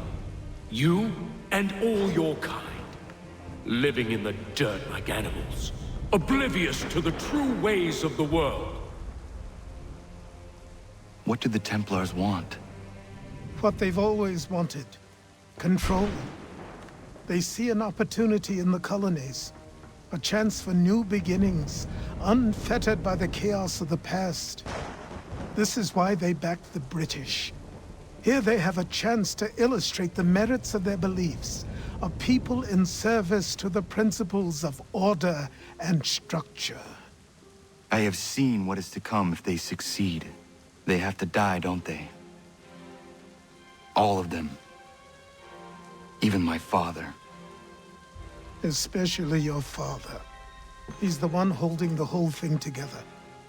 Now where's that connection made? Huh? How do you know? You've never met him. How do you know?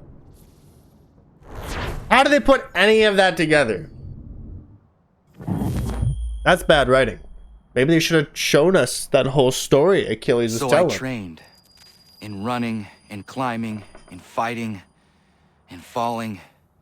And for every lesson that concerned the body, there were two that concerned the mind. Language, philosophy, logic, the arts. Achilles taught most often of the assassins and Templars, their structures, origins, and purpose. Centuries of history condensed into a few short days. I told him of the men who had burned my village, of Charles Lee and my promise to him. Achilles explained that Lee and his followers were Templars, and that they were led by none other than my own father. If I was to serve the order, these men would become my targets. So I worked harder, learned faster, but for all my progress, it was clear that I still had much to learn. My training had only just begun. I love the writing though, despite the Hatham connection. I was like, huh? how does Connor know who Hatham is? Fuck if I know. Oh, it's winter time now.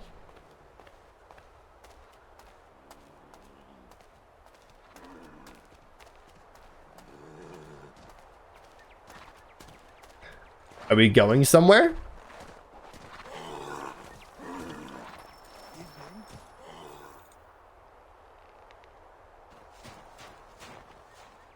Good morning. To you as well. You taking a trip? I've decided to do something about the house, and you're going to help me. Get it?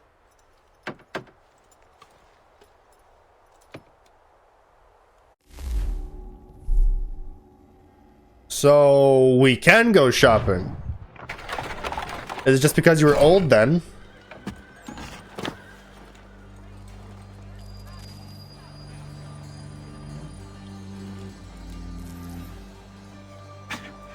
Don't stare. Sorry. Come on. This is the Stone Village. Is this his first time? This place is incredible. The people, the sounds and smells. I could walk these streets for days and know not even half its wonders. I thought the same as you upon a time. These days, I much prefer the quiet of the countryside. But there is so much life here. So many opportunities. Huh. The bells in the church rang out in the hours leading up to the Boston Massacre, as crowds were gathering to taunt the soldiers in front of the State House. In Boston at the time, church bells were rung when there was a fire, so people ran into the streets to see what was happening. That swelled the crowd, making tensions between the people and the British soldiers that much worse. It ended, of course, when the soldiers firing into the crowd, killing 5 people. And this concludes a lesson on how church bells could be used to incite riots in colonial America. Wow.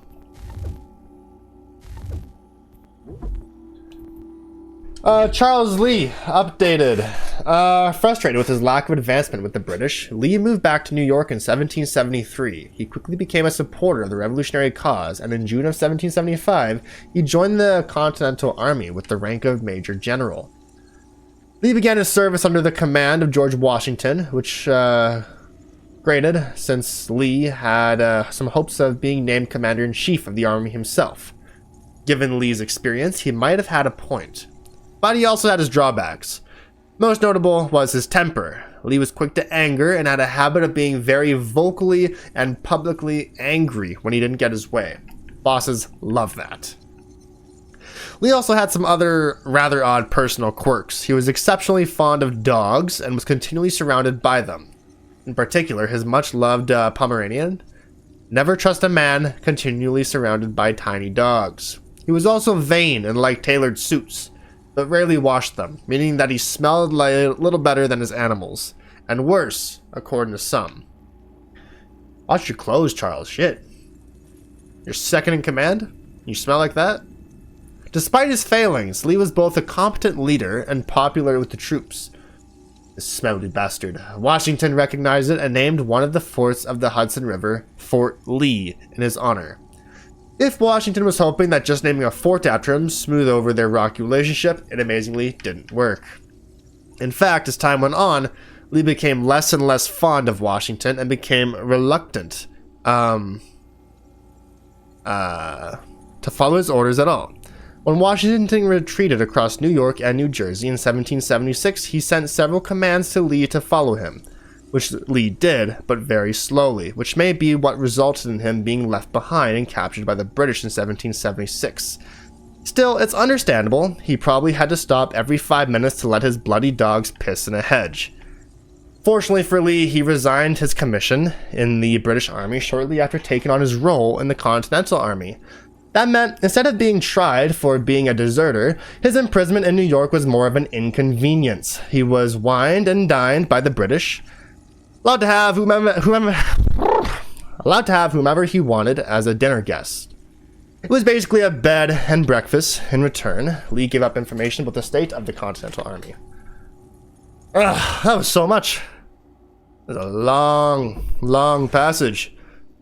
Okay, the Davenport Homestead. This lovely little collection of buildings was the headquarters for the original assassin order of the colonies. A modest Masyaf, if you will. Sometime during the 7 Years' War, the Templars made their move and destroyed it during their assassin witch hunt. By which I mean there was a witch hunt for assassins, not that there was assassin witches. Huh.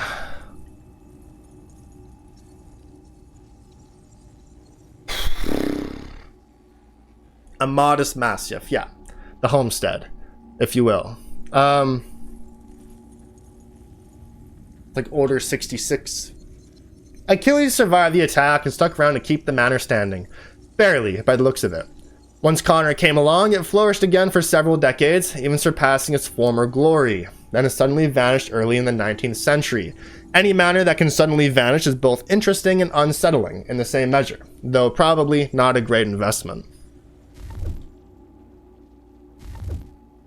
For a few, my boy. For a few.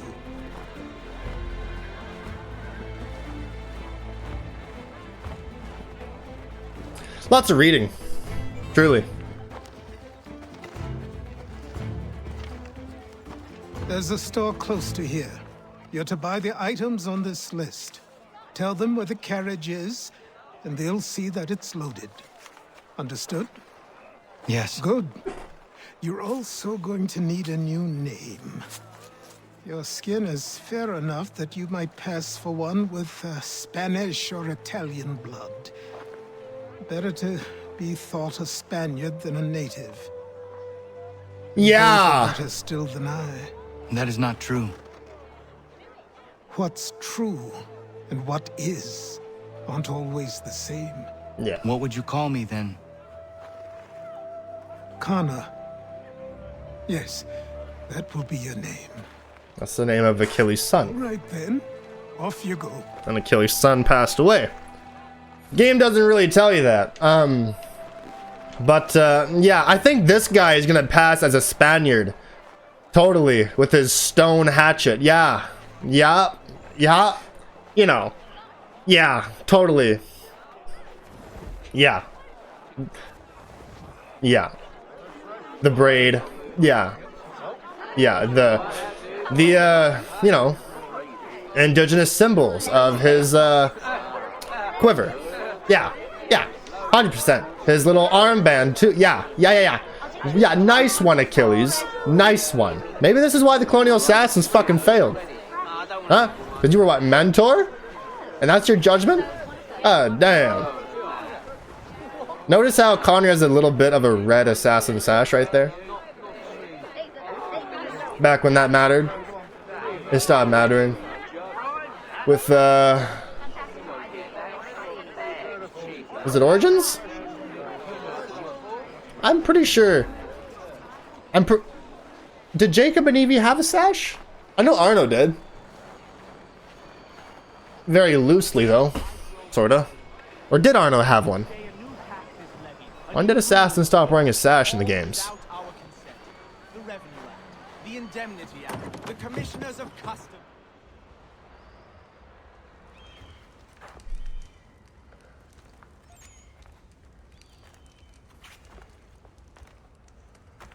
You lost?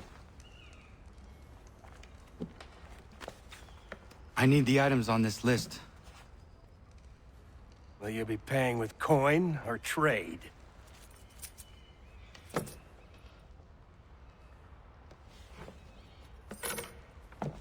Some of these things I have, some I don't. Lumber's hard to come by since my supplier up and vanished. I have the tools and pitch, though. Nails, too. So, where do you want this delivered? Our wagon is near the State House.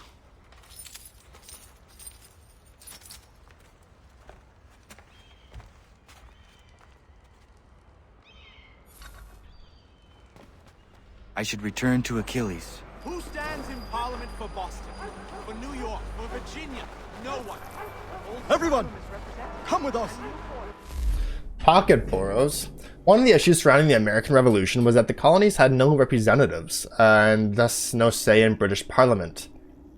To add insult to injury, some parts of the UK that had no actual residents did have seats in Parliament. This essentially meant landowners could give the cushy government appointments to whomever they wanted. These areas were known as pocket boroughs, because the landowner had them in his pocket, or rotten boroughs. A fun game is to guess why. One of the worst examples was the borough of Old Sarum, which had no voters and 2 seats in Parliament. However, it wasn't the only one. Pocket boroughs were numerous. As of 1761, it's estimated that 250 of the 558 parliamentary boroughs were under this kind of patronage. And the problem wasn't really corrected until the late 19th century. So when the colonists were complaining that the British government was hopelessly corrupt, they had a point. Yeah! Way to rig the fucking system. Bunch of grapes! This was one of the meeting places of the Sons of Liberty. They called a building a bunch of grapes? What? The attraction of this particular tavern may have been the library, which included many anti-British books. Or it might have been its reputation as finest punch house in Boston.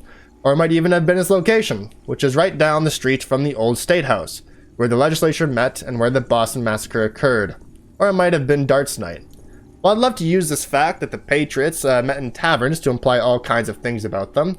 I should point out that taverns were places to do business as well as drink, and that alcohol was viewed as more or less the cure for all ills. You're waiting for a punchline, but that's actually true. Those are the kind of doctor's orders I crave.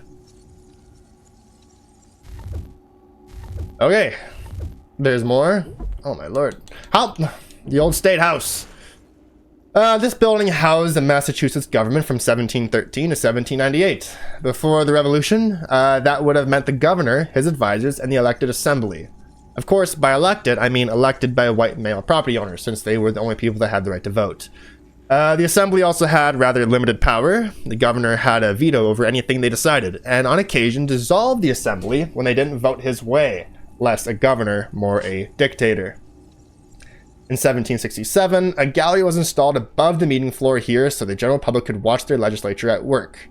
This was a very novel idea at the time. Of course, some of the representatives probably regretted the decision later, when crowds used the area to heckle those who voted pro-British. Then again, perhaps that was the point all along. The government moved out of the building to a bigger space in 1798, and the old building was turned over to merchants, including a wine cellar, a wig maker, making it the colonial equivalent of a shopping mall, though one that mainly dealt in wine and wigs, because that's you buy those two at the same time. And then there's the Stamp Act. It was the British government's attempt to recoup some of the money that they spent during the French and Indian War by taxing the American colonists, who theoretically benefited most from it, because the Americans and the British were on the same side. Parliament chose a stamp tax because it was simple, easily implemented, and the colonists couldn't smuggle their way out of paying it. All papers, from newspapers to legal documents to lawyers' licenses, would need to purchase a government stamp to be used. Colonists, however, didn't think Britain had the right to tax them at all, since there was no colonial representatives in Parliament. That's a fair point. Hence the snappy revolutionary slogan, "No taxation without representation." They also resented the suggestion that they were responsible for Britain's war debts, since the colonial militia had a huge role in fighting and winning the French and Indian War. Huge public protests were organized, run by groups who called themselves the Sons of Liberty. Merchants declared a boycott of British goods. Perhaps most importantly, the people assigned to collect the tax were treated and intimidated into resigning. The Massachusetts stamp distributor was even paraded through Boston by the Sons of Liberty and forced to resign at the Liberty Tree. No stamp taxes were ever collected, and British repealed the Stamp Act in March 1766. But it wasn't an entire victory for the colonies. Parliament then passed something called the Declaratory Act, essentially stating that Britain had the absolute right to tax the colonists, and there was anything the colonists could do about it. Nothing, that is, except start their own country. I always fancied doing that. Okay. Taxes. We've had enough. Ragtag and riffraff, come with me. We're headed to the customs house to toss some quips at the lobsters. What happened? That's what we're going to find out. James, Sam, Follow me. We're going to ruffle some redback. Now there's another one to read. Good lord. Patriots were colonists who united against the British government in the Revolutionary War. Although at the time of the Revolution, patriot was something of a negative term. What we call patriots today were most likely to be called Whigs, or if you were a loyalist, rebels. The patriot motto was no taxation without representation, a great phrase for rabble-rousing, though a poor choice of catchphrase for, say, a game show host. It's also a phrase that requires a bit of unpacking for a modern audience, by which I mean you, Desmond. The colonies didn't elect representatives to the British legislature, and because of the travel distance between Britain and America and the distinct lack of aeroplanes, it wouldn't have been practical. Instead, patriots wanted to be governed by representatives within the colonies. Of course, they did have legislatures there already, but those were rather prone to being shut down by British-appointed governors whenever they didn't behave properly. Read, do exactly what the governor wanted. It's hard to know how many people in the colonies were patriots. The best guess is between 40 to 45% of the population. The rest were either declared loyalists or people who decided to remain tactically neutral. Probably a wise choice given that both sides were known for seizing the property of their enemies. And then the loyalists were colonists who sided with the British during the Revolution. They were also known as Tories, royalists, and king's men, and probably also by their enemies as those bloody arse-kissing ninny-hammers, among other things. So Americans fought the British, or fought with the British. On top of that, they were, damn. While being a loyalist might seem to you like the bad guys, that's only because you know the Patriots won. It's very easy to use history to look smart, even if you were subjected to the American education system, and system is a strong word. Damn, in 2012, we're fucking throwing strays at fucking American education. Damn. In fact, by some estimates, as many as 1 in 5 colonists were actively loyalists, and many more tried not to pick a side altogether. I expect the version of the story you've heard goes something like this. The loyalists were traitors who betrayed their fellow Americans to the British. That's a nice little fiction, since from a loyalist perspective, the opposite was true. The colonies were founded and owned by Britain. The colonists were therefore British citizens. Thus, the rebels trying to disobey the king were the real traitors here. Aha, you see? You're a country of traitors. Try spinning that! You also have to be pretty brave to be a loyalist, particularly if the people in your community were patriots. Known loyalists were frequently dragged from their homes, beaten, burned with candles, or fucking tarred and feathered. Shit. That's just in case you suffered from the delusion that the patriots always took the moral high ground. Damn! That's intense. With me to King Street. We'll show them. Down to the customs house for a spree. Come along.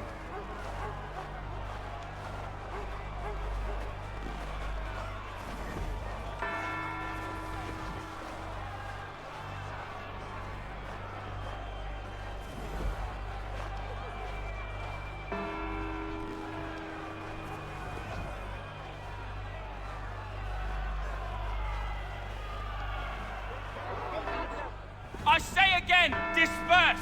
Congregating in this manner is forbidden! We're not going anywhere, Bug! Oi! Why don't you go back to England? No good can come of this chaos! Return to your homes, and all will be forgiven! Never! Not until you've answered for your crimes! You're right, cowards! You don't scare us! Pointing guns at unarmed We ain't afraid!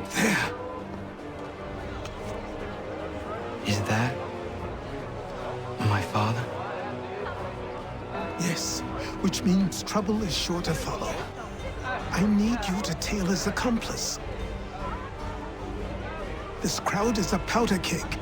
We can't allow him to light the fuse. But nothing. Do as I say and go. Come on, you gosh-gutted coward! You doesn't shoot at me! Hey, Lobster! Go ahead! Fire! New update on Hatham. Or actually, no, just a full-blown entry on Hatham. Hatham Kenway is a Templar who came to the American colonies in 1754. From what we've learned, Kenway was sent here by Grand Master Reginald Birch with a dual mission: establish his own Templar group to rival the colonial assassins and search for clues about artifacts related to the first civilization. And when a Grand Master tells you to do something, you do it, even if it's just a chess Grand Master. Kenway didn't find the artifacts he was looking for. He did, however, recruit a small, dedicated band of Templars. He also attempted to forge a relationship with the Mohawk in the frontier, and one woman in particular, Dio. The two were briefly lovers, and however brief it was enough because Dio, unbeknownst to Hatham, ended up raising their son, Connor. I'm guessing it was Kenway who became Grand Master in the colonies, and therefore the man responsible for the 1763 attack on the colonial assassins. That attack wiped out most of the membership in almost all of our records from that era. It's never been clear exactly what happened in that attack, or how Kenway managed to make it such a complete surprise. In any case, I don't think I like this guy. Sorry to use such strong words. I didn't read a single strong word. I don't know what you're talking about, to be honest with you. Gun! You red back from so bacon-faced lout! I do soon fight you stiff on you!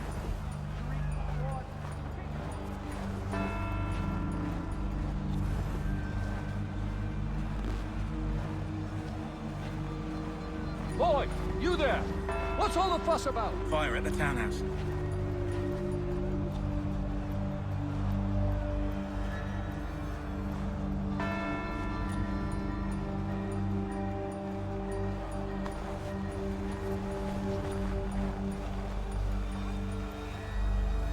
Well, keep walking! Oh! Don't come my way.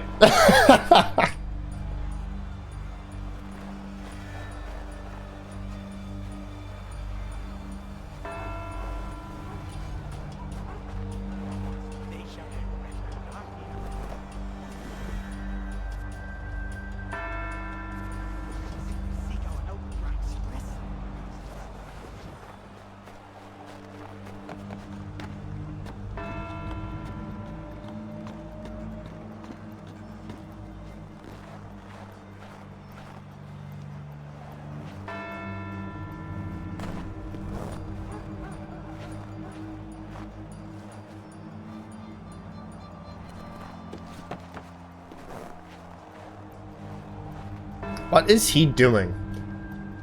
Oh, he's gonna fire a shot.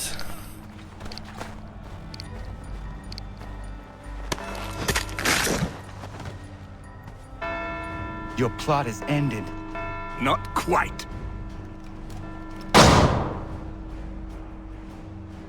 Damn you!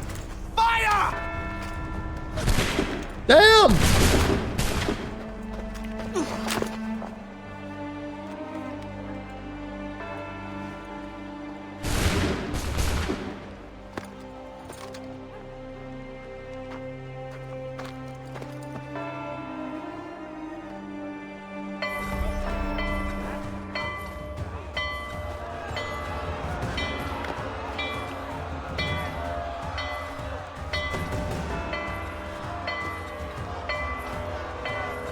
Run, Connor! Run! I need to find Achilles. There we go. The Boston Massacre. The Boston Massacre was the culmination of several fights between the British soldiers and the people of Boston. A group of British soldiers fired into a crowd at point-blank range, killing 5. The reality of it is less damning to the British than it sounds. What started as an argument about a wigmaker's bill, of all things, turned into a mob. Hundreds of Boston citizens kept 8 British regulars cornered for hours. By the end of it, many were holding clubs, throwing stones, and taunting the soldiers to fire. Captain Thomas Preston was in charge of the regulars and tried to defuse the situation by talking with the crowd. They asked if his soldiers' guns were loaded. He admitted that they were, but it would have been stupid for him to order them to fire, since at the time he was standing in front of them. It wasn't until one of the soldiers was hit by a stone, which forced him to drop his musket, that the regulars fired into the crowd against the orders of Preston, who later testified he never gave the command to fire. It's possible his men mistook the taunts of the crowd for an order. The regulars were arrested and tried for murder. 6 were acquitted, including Thomas Preston. The other 2 men were found guilty of manslaughter, but had their thumbs branded in lieu of the usual sentence, which was death. One of the interesting things about the massacre is what happened afterward. That is, how both sides tried to spin it to their advantage. The fact that most people call it a massacre should give you some idea of who won this particular PR war. Revolutionaries portrayed it as an attack on colonial liberties, and images of the event, popularized by Paul Revere, showed an organized British force firing into the crowd, not a confused group of soldiers cornered by an angry mob. The British, on the other hand, referred to the event, the incident on King Street, where naturally calm in a crisis, unlike countries who insist on turning every minor confrontation into a 3-ring circus. Anyway, the wigmaker dropped his prices and it never happened again. I called a victory for the bald. Massacre on King Street. Oh, this must be the newspaper. Doubtless our readers well know that on the evening of Monday last, a squadron of soldiers formed before the custom house fired into a crowd of citizens, killing 4 and wounding many. Our readers will expect a circumstantial amount of tragical affair, but we hope that they will excuse our being particularly cautious, as we should be, had we not seen that the town was intending an inquiry, a full representation thereof. However, some few facts appear to be established. Following upon an altercation between some lads of the town and a single posted guard at the custom house, an increasing number of citizens came to that place and with heat shouted down the guard. In like manner, a large group of citizens gathered in King Street. Captain Thomas Preston perceived from the main guard house his soldier in distress and left the main guard with a party of men with charged bayonets. The soldiers came, pushing their bayonets, crying, "Make way!"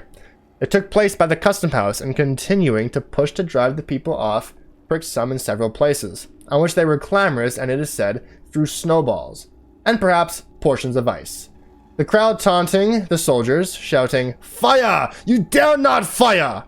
On this, and more snowballs coming, someone cried out, "Damn you! Fire!" One soldier then fired, and a townsman, with a cudgel, struck him over the hands with such force that he dropped his firelock, and rushing forward, aimed a blow at the captain's head, which grazed his hat, and fell pretty heavy upon his arm. However, the soldiers continued to fire successfully till 7 or 8, or as some may say 11 guns were discharged. By this fatal maneuver, 3 men were laid dead on the spot, and 2 more struggling for life, what showed a degree of cruelty unknown to British troops, at least since the House of Hanover has directed their operation, was an attempt to fire upon or push with their bayonets the persons who undertook to remove the slain and wounded. The dead are Mr. Samuel Gray, who was killed on the spot, the ball entering his head and beating off of a large portion of his skull. The fact that muskets were balls is also like, gah!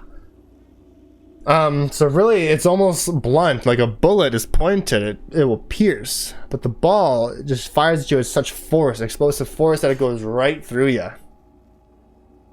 A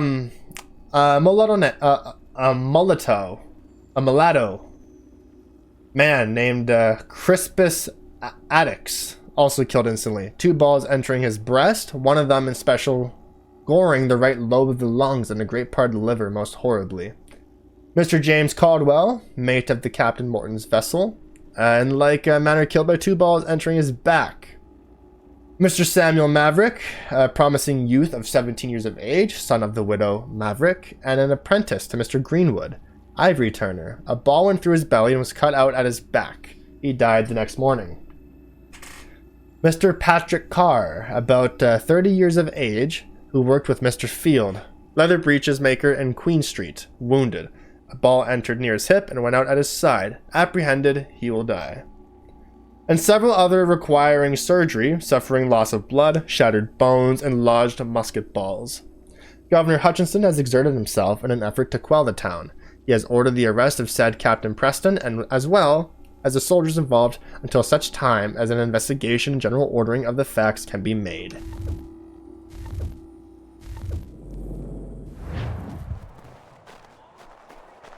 Now, where does it have me going? Here.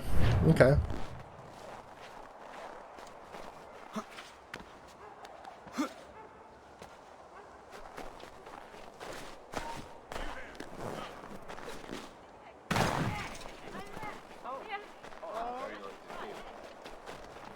Keep running. Oh god. I am subtly notorious.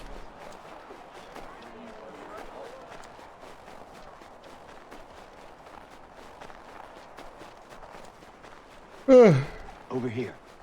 Who? Excuse me?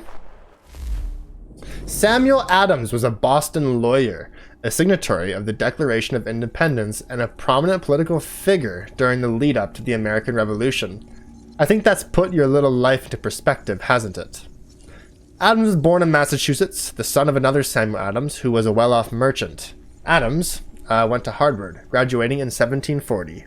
He went into business for himself, but was a dismal failure and ended up taking a job in the family brewery. A lot of men turn to breweries when their businesses fail, but in rather a different way, and that was fortunate for his historical legacy, since his relationship to beer may be the only reason most Americans have even heard of him. Adams was elected to the Massachusetts legislature in 1765, which was the beginning of his political career. He was a staunch supporter of colonist rights, mainly the ever-popular agreements over whether British Parliament had a right to impose taxes. He wasn't pro-independence, at least not at first. I think it's fair to say he changed his mind later. Adams is often portrayed as an angry radical, but that's a bit of a biased picture. Adams disliked vigilantism, for the most part, though he approved with a mob. Verbal diarrhea. Though he approved when a mob forced Boston's stamp collector to resign. So perhaps he only disliked some vigilantism. In later years, when Adams was in Congress, he refused even to join a political party because he found the idea divisive, a sentiment which he shared with George Washington, incidentally. However, Adams' reputation for being a rabble-rouser is somewhat understandable. He was a representative for the town of Boston after the Boston Massacre, and succeeded in having the regulars kicked out of town. He spoke at the Old South Meeting Hall, just prior to the Boston Tea Party, and it said he gave the signal for the dumping of the tea, though there's some debate over whether he was involved, which I'm happy about, as a gentleman does not waste tea. You know, I realize, when you, all that tea overboard, that fucking water must have tasted funky, you know, afterwards, you know? Give it 5 minutes, or maybe not, because it's cold water, of course. I don't know how tea reacts to cold water, or blah blah blah, but, must have tasted funky. The fish are probably thinking, God damn! You know? God damn.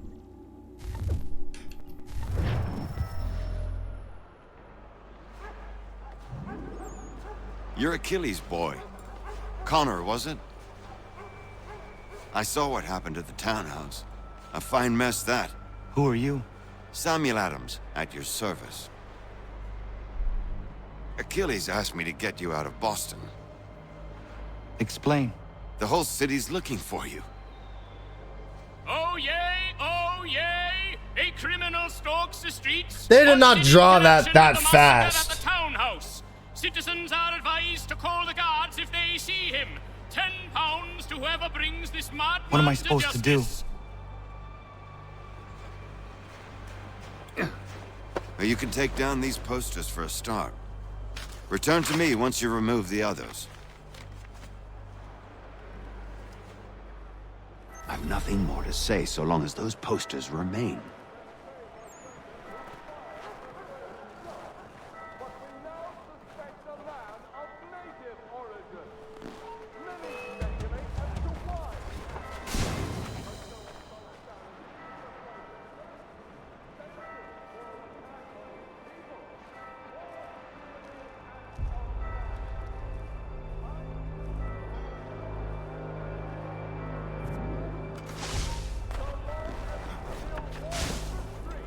Fuck me.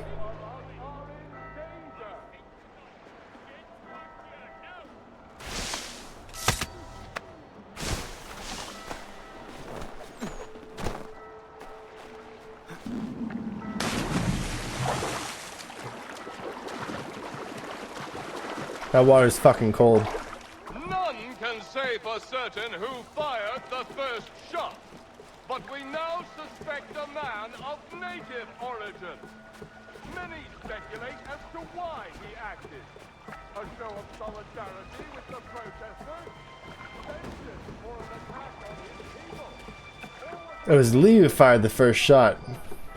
He's like, let's get this party started. Fuck you, dude. Getting in my way.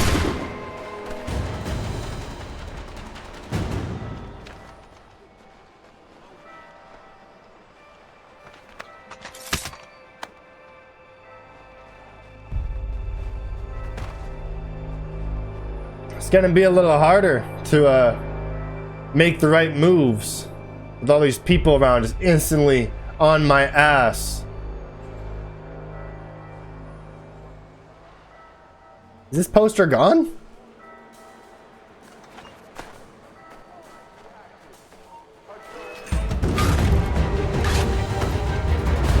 No.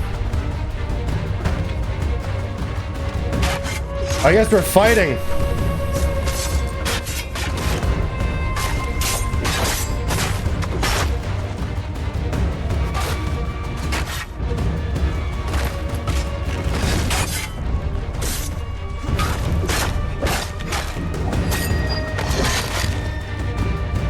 I wanted to do it quietly without conflict, but here we are.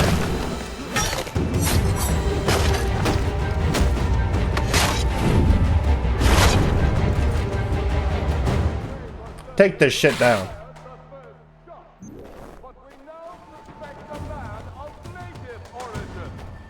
Many speculate as to why he acted. A show of solidarity with the protesters? Vengeance for an attack on his people? Or was it merely an act of madness? I fear we shall have no answers until he is in custody. So long as he still walks the streets, all of us are in danger.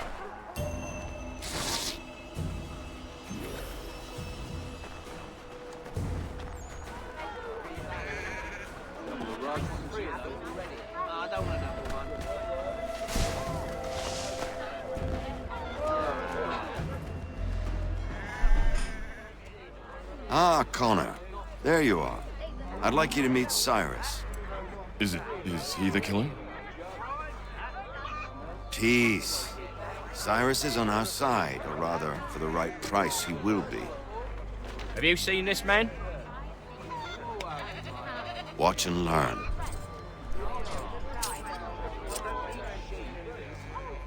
Oh yay, oh yay! Word has reached us that the man responsible for today's shooting may have been in disguise. A wig and makeup tin were found near the scene of the crime. Witnesses describe a middle-aged gentleman of pale complexion fleeing towards the wharves, rifle in arm.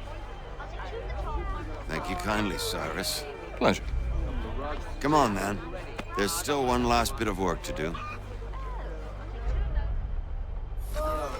Where are we going? To the printer. Where do you think all those posters came from? They're made by a machine. We need to shut it down. Okay. Damn it, we're too late. They've set up a checkpoint. Come on. This way. I can go by rooftop and meet you there. No. Better you learn about the tunnels now. Tunnels? The Masons have a whole network of them under the city. They're quite useful when speed and secrecy are required. All right.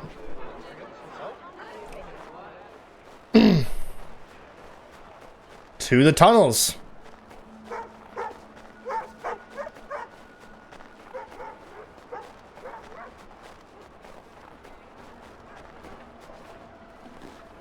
Oh, that door's closed. Goddamn.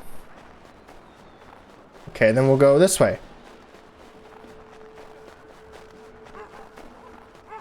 I imagine Samuel can't free run.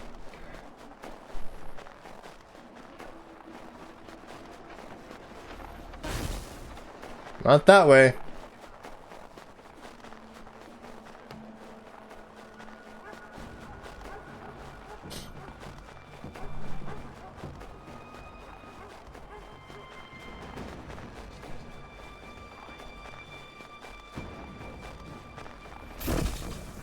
Samuel, run faster.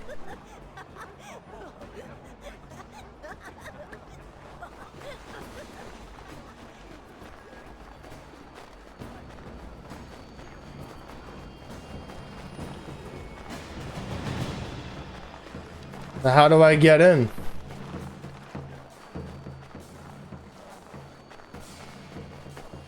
Peacefully. Samuel! What the fuck is he doing? Blocked by a horse. Go around, you muppet!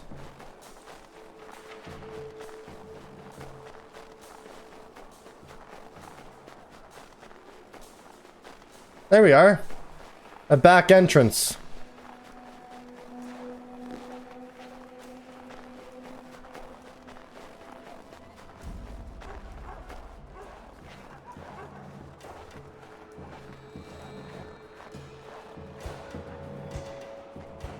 Here we are then. I'll see you inside.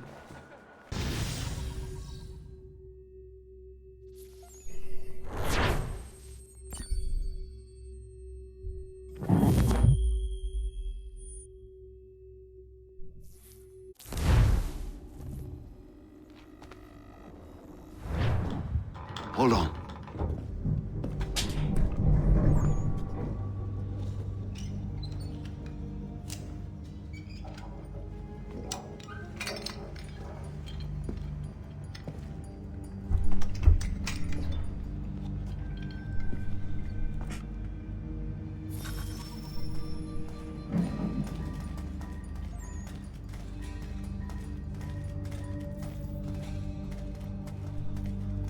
Use your lantern to light the lamps, Connor.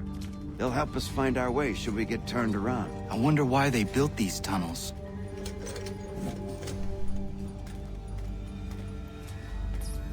To get around? I don't know.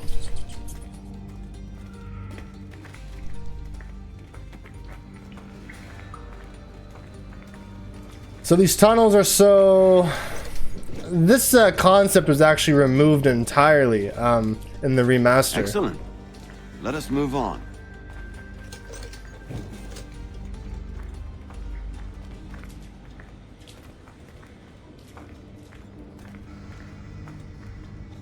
Cool concept, I suppose, but Much as it pains me to say it, we must follow the rats, as they often move in the direction of an exit. Oh, the rats, okay. I'm kind of just going by this marker.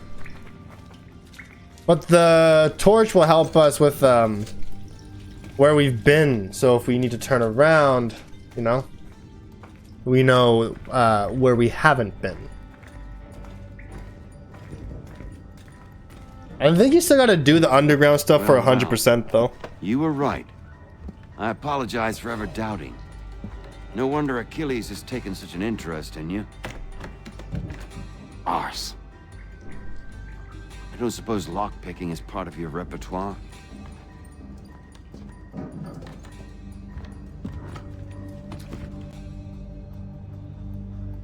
Step aside.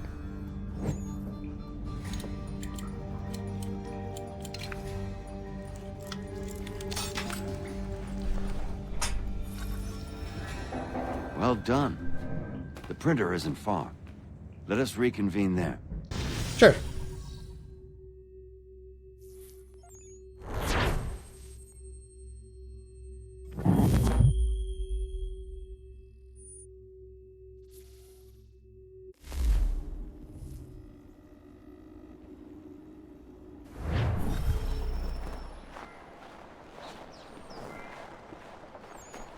Okay, now how do we get out to that printer?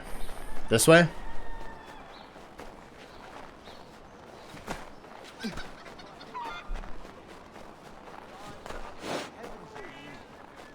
Old North Meeting House.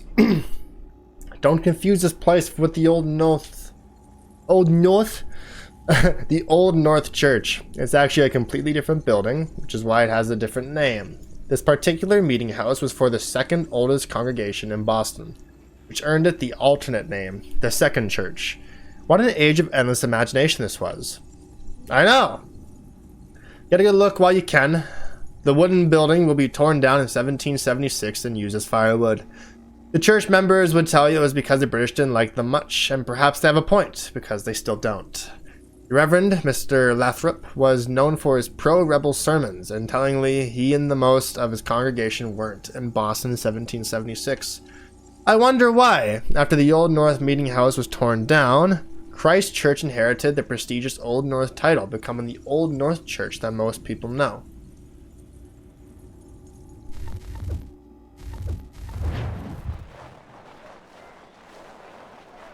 Okay, to the printing press. I guess it's not a printing press, is it?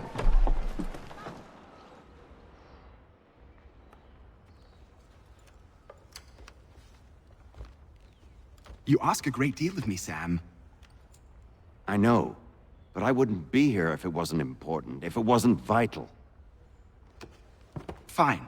Just this once, though. In the future, such things will come at a price.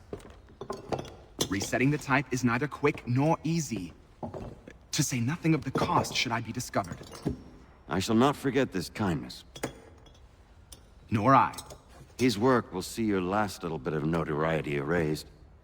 Come, I'll show you how to leave now that order's been restored. So, now you've had a chance to see how it all works. Untoward actions will upset the citizens and inevitably lead to the guards being called. Depending on the severity of your transgression, they may simply search a bit before giving up and returning to their posts. But should you offend them severely or repeatedly, they'll become much more aggressive in their pursuits. I've shown you 3 ways to turn the tide. Remove wanted posters, bribe town criers, or visit a printer to create your own propaganda. This feels wrong. Why not just speak to someone and explain my innocence? You can't be serious. We counter one lie with another. Words on paper instantly taken as truth, and all of it without question. They loose this beast, or have you forgotten? I merely helped you tame and turn it round. There must be another way. Something more honest. Well, when you find it, do let me know. But until then, we sculpt with the clay we have. My apologies. I do not mean to sound ungrateful. Quite all right. I was much the same at your age. You'll grow up. Here we are. Speak with the harbor master and he'll see you home. Thank you for everything, Sam. I promise one day to repay the favor. Oh, I'm counting on it. Like this.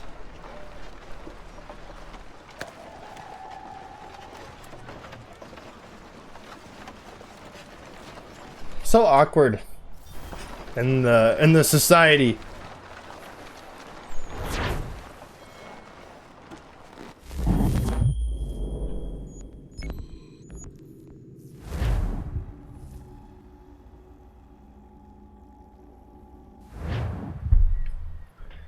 Okay.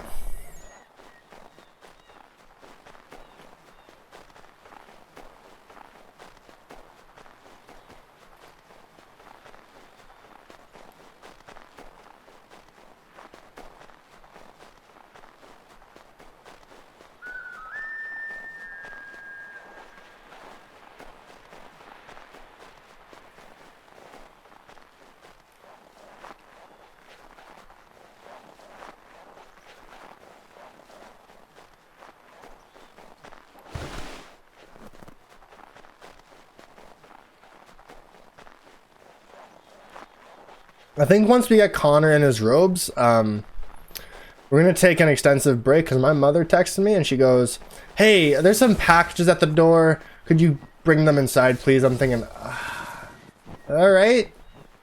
Can't really say no to that request. So I'll probably be like 45 minutes to an hour.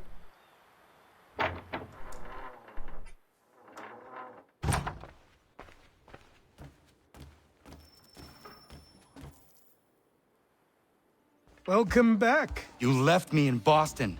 The training we've done here is all well and good, but experience is a better teacher by far. What of my father? Into the wind, I'm afraid. We have to find him. And we will. after the house has been repaired. But he's out there plotting who knows what.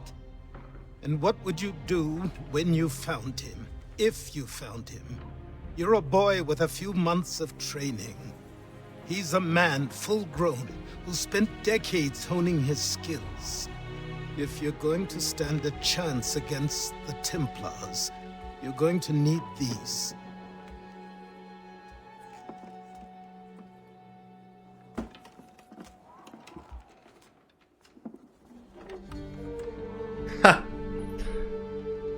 Oh, he's so happy. Go on before I change my mind.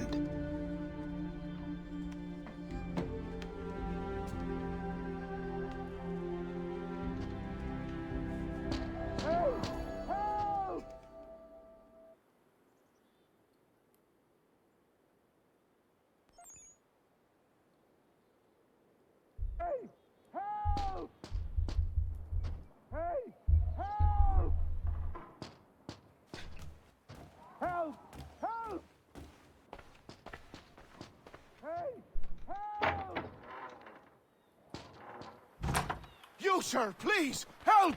He's going to die! Who's going to die? Who? There's no time! Please, come!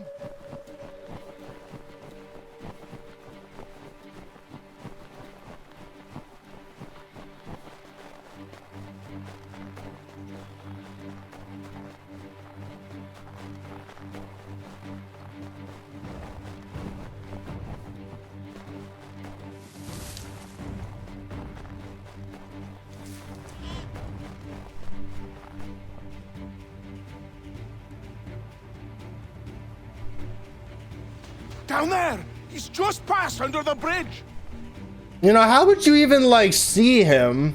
How would you know where he's gonna be? He's going fast. Someone help! If he was moving that fast, he's long gone by now. Help me! Please! Someone help! Someone help! Help me! Please!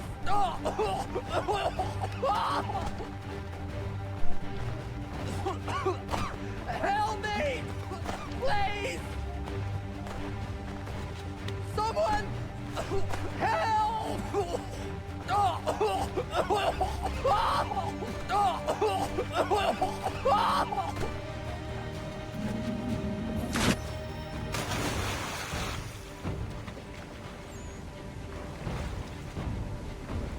So is it because you can't swim or what?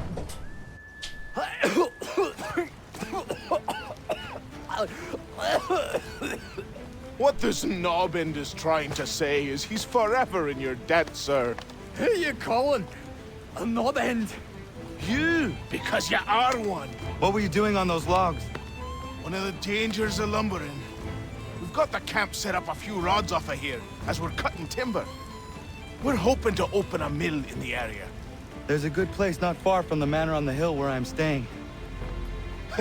I like you already. We'll have a look.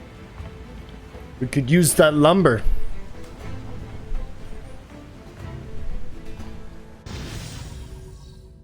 Yeah. Little introduction to the homestead missions, which were sidelined. We will not be doing that. Very important that we do that as much as we can as the game allows. I'll miss the peace and quiet, but we can certainly use the wood. The manor needs a lot of work. That and other things.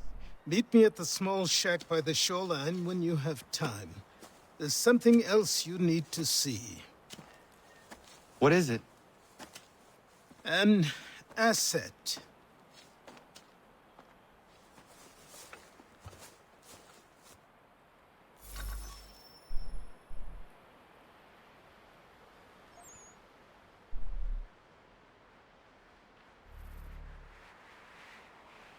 They did add that little yellow line to tell you, like, yeah, it's side, but you probably should.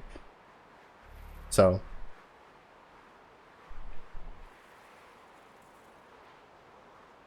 I guess that's where we'll go.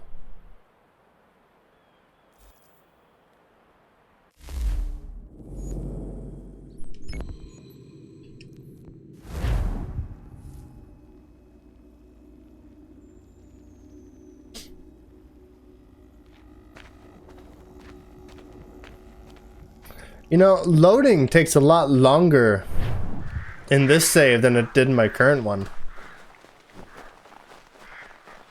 That's true.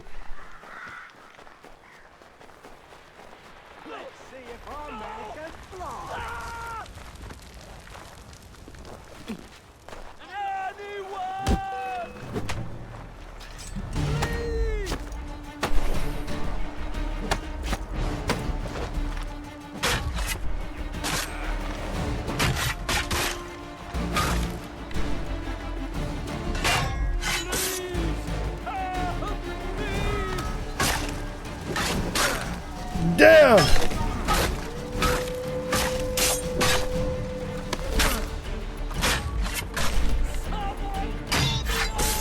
Alright. I wish I could throw the rest of you off. Oh! But it's not happening.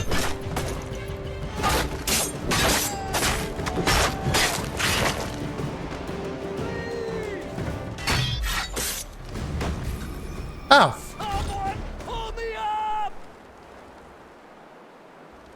Well, that worked for me, I guess, for that last guy.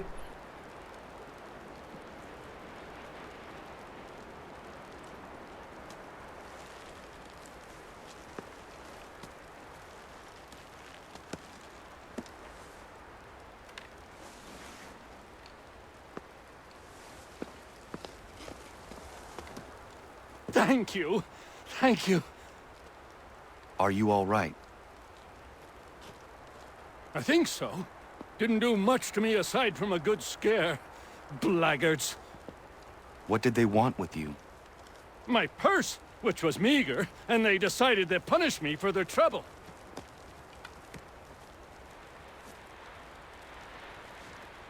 Silly, really. My tools and equipment were worth a king's share to the right man. In any case, I had best get on my way. It's a long walk to the nearest inn. I thank you again for your kindness. Have you no home? Oh, well, I was a proud resident of Boston until recently, but I'm not a supporter of His Majesty, and, well, I was forced out of my woodshop and home by loyalists. There are plenty around here who could use the services of a skilled craftsman if you were looking for somewhere to settle. Is that right? I may look into that.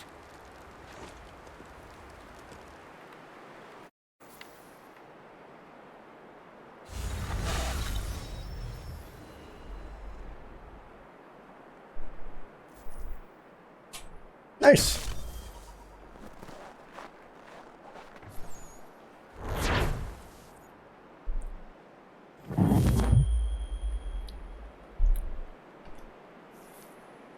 Okay.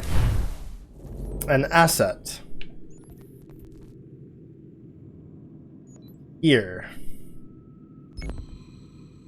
And can't fast travel to the manor yet. God damn. Horse? No horse. God damn. So I guess I just run again. Shit. All right.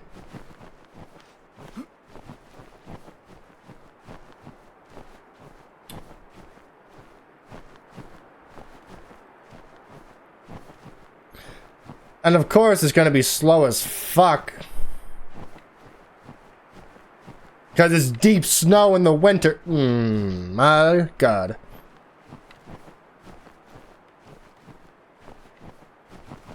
It's gonna be a while before we get there.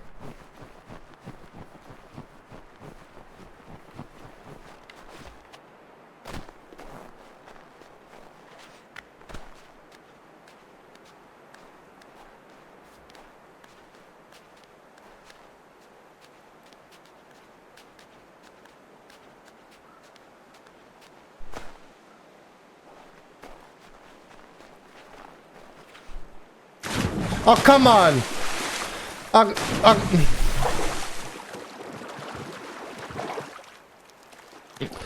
Well, that was stupid.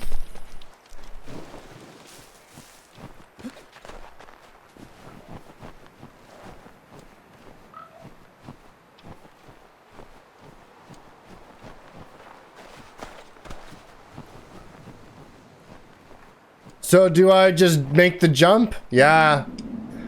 Oh! Dives headfirst into a fucking rock. Now that's a fucking ending for Connor, huh? The Rock knew where Charles Lee was. Good lord.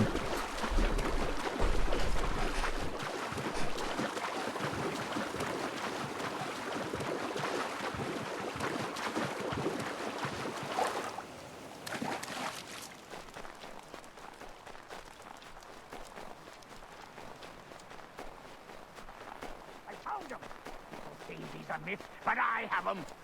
He'd have a secret to be sure. Just get me a ship and a crew, and we'll find out what it was he held so dear. Sounds like one of those Assassin's Creed 1 heralds.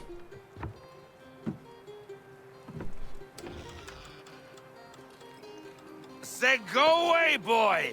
Do you not speak the King's English? Oh, I didn't see you there, old man. I'd have set my home in order if I'd known you'd be calling. Stinks. The boy's name is Connor. He's here to restore the property. Restore?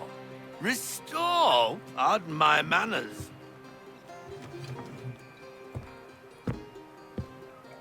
She's still the fastest in the Atlantic.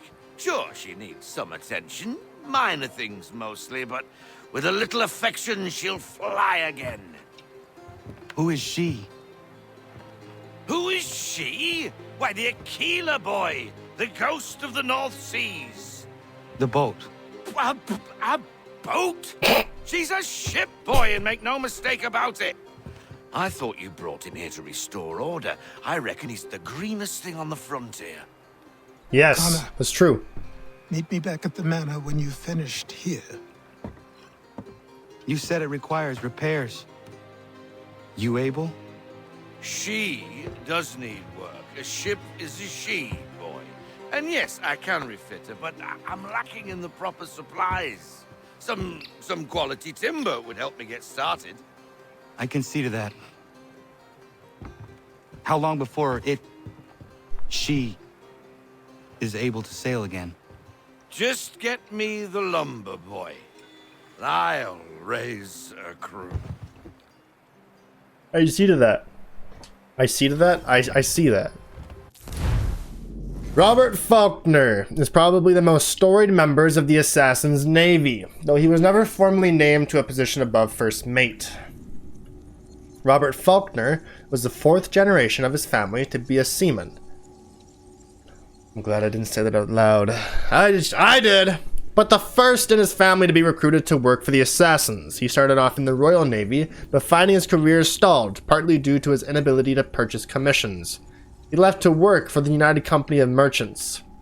In 1753, Faulkner disappears from the historical record, presumed dead, but that's because he joined the Assassins as first mate of the flagship, the Aquila. Faulkner was much sought after as a mariner. Recruiting him was quite a coup for the Brotherhood. He had a reputation for having a disciplined crew and an almost uncanny knack for avoiding trouble, not to mention predicting the weather.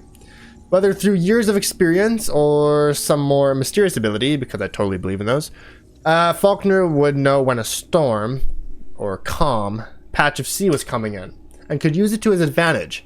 Imagine that, a natural weatherman who could accurately predict the weather. The world will never see his like again.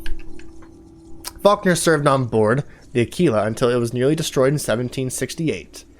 Always deferring when asked to become the captain, he never gave his reasons why. However, his love for the ship was quite touching. He had it towed to his location near Boston. Despite doubts that it would ever be seaworthy again, Faulkner could have gone back to the sea aboard another ship, but didn't. He stayed close to the ever-deteriorating Aquila and took to drinking, which is where Connor found him. That's right. Oh, Jaegers were German soldiers who were hired by the British to fight in the Revolutionary War. While, Hessians technically referred to soldiers who were from the state of Hessen-Kassel, it came to be a blanket term for all the German mercenaries who fought in the Revolution. The imprecision is easy to understand, of course. When a troop of German soldiers lines up and starts firing at you in a war, only the most misguided of geography nerds would stop to ask where they're from. So, me, then. Among the troops who were sent to fight in the American Revolution were at least 2 units referred to as Jaegers. These were light infantry troops, known for being accurate marksmen. Accurate marksmen are very much the best sort of marksman. The word Jaeger also happens to be German for hunter, and early members of the Jaeger troops were mainly comprised of experienced foresters. Again, really accurate gunmen who are good at fighting in the woods is exactly the kind of soldier you'd want for a war in the American frontier. Unsurprisingly, this made Jaegers the most feared and respected divisions of the Hessians. The printer's shop. Printing presses were originally brought to America to print religious texts, but by the time of the Revolutionary War, they were also used for things like newspapers, pamphlets, and broadsheets. Think of it as the colonial internet, about the same speed as dial-up, unlike word of mouth. Newspaper articles could spread news of events from colony to colony quickly and without any loss of information. But that doesn't mean it was unbiased. Far from it. Presses were commonly used to print propaganda. Every newspaper had its slant. Thank goodness that doesn't happen nowadays. Anyway, part of what made the Boston Massacre such a turning point were reprints of Paul Revere's woodcut. It showed organized British soldiers in full formation firing point blank at an innocent crowd. A shocking image which enraged the people and fueled their hatred of the British. Completely made up, of course, but what did that matter? The public is there to be manipulated. Actually, I bet you could use these places to print some propaganda of your own. If the soldiers are getting too unfriendly, a little reminder that you're a hero of the people might help. And the Aquila. Don't let appearances deceive you. You're looking at the former flagship of the Assassin Navy, if perhaps a little past its prime. The Aquila was built in France in 1749 in the city of Brest. Stop it.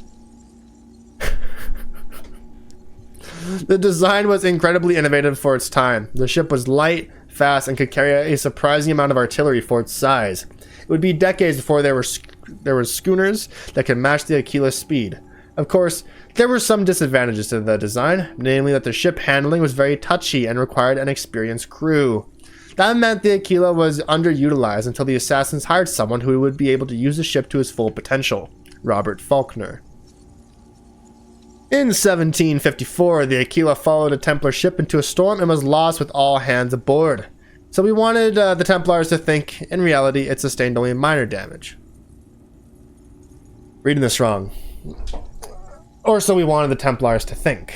In reality, it sustained only minor damage, was refitted, and became the assassin's secret weapon, staying out of major harbors, using its speed and element of surprise to harass ships on Templar business. The Aquila took on mythical qualities. It was whispered about in ports along the eastern seaboard as the ghost of the North Seas, a pirate vessel crewed by ghosts that could appear and disappear into a sudden fog. This reputation was due both to Faulkner's uncommon skill and the superstitious nature of most sailors, who loved a ghost story and all wanted to marry a mermaid. Eventually, the Templars cottoned on to what had happened, but it did take them more than a decade. They weren't the sharpest tools, let's say, in a box full of spoons. In 1768, the ship was caught in a trap by 3 British frigates. The Aquila was able to limp away from the battle, but ran aground in shallow water. The British left it for lost. Robert Faulkner survived the battle and had the ship towed back to the private bay near Boston, where it and Faulkner slowly deteriorated. That is until Connor found them both. Okay. Reach Achilles.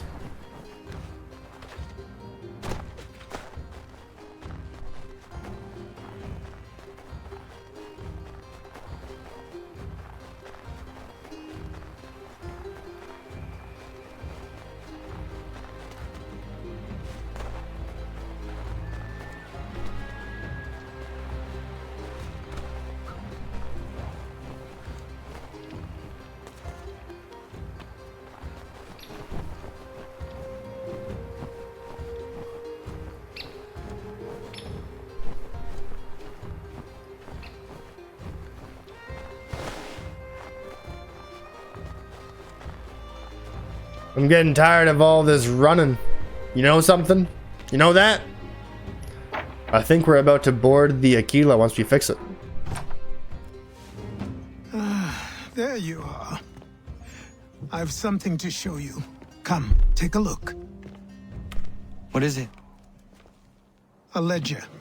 It lets us manage the homestead's dealings. And these? That was years ago. Before the slow fever, before the Templars, before everything collapsed. But that's all in the past. Better we focus on what's in front of us. Take up the ledger, and I'll teach you how it all works. Okay. We need to buy oak lumber. 3 of them. Where do we get money from?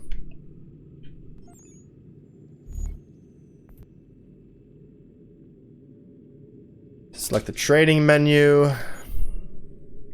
Select the convoy. And we're going to ship these 3 pieces of lumber to you.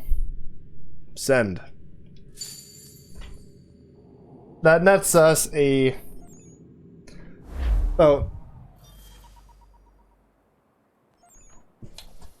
damn near triple the profit of what, or damn near triple of what we spent.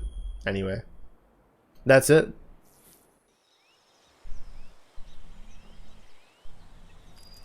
Time passed quickly after that. My days a blur of study, training, and work. What little free time Achilles allowed me was spent learning about the Templars, about Charles Lee and my father. I longed to confront them, to put an end to their schemes, to ensure my people would remain untroubled and free. But I knew it was too soon, that to approach them now would see me killed. All my work would be for nothing. Patience, restraint. These proved the most difficult subjects for me. But in time, I mastered them as well. Days became months. Months became years. And as my skills and knowledge grew, so too did I.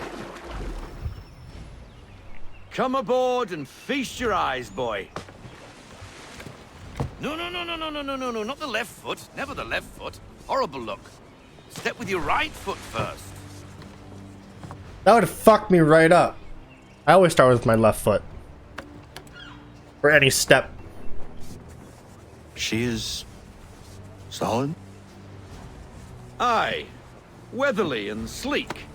She'll fetch 12 knots in a stiff gale. Ne'er a ship from here to Singapore can outrun her on her best day. What do you say we take her out? Show you what she can do firsthand. Where would we go? As it happens, she still needs guns and the officers to command them. We'll launch straight away. Don't worry, lad.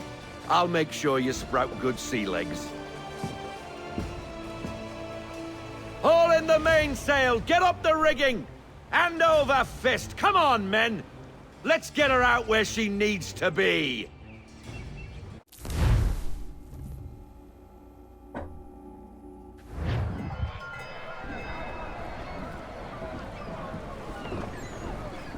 Come on, lad. No time like the present.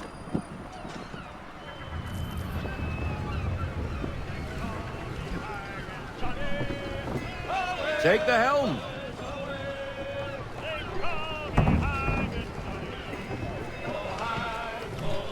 You just calmly said that across a singing line of sailors?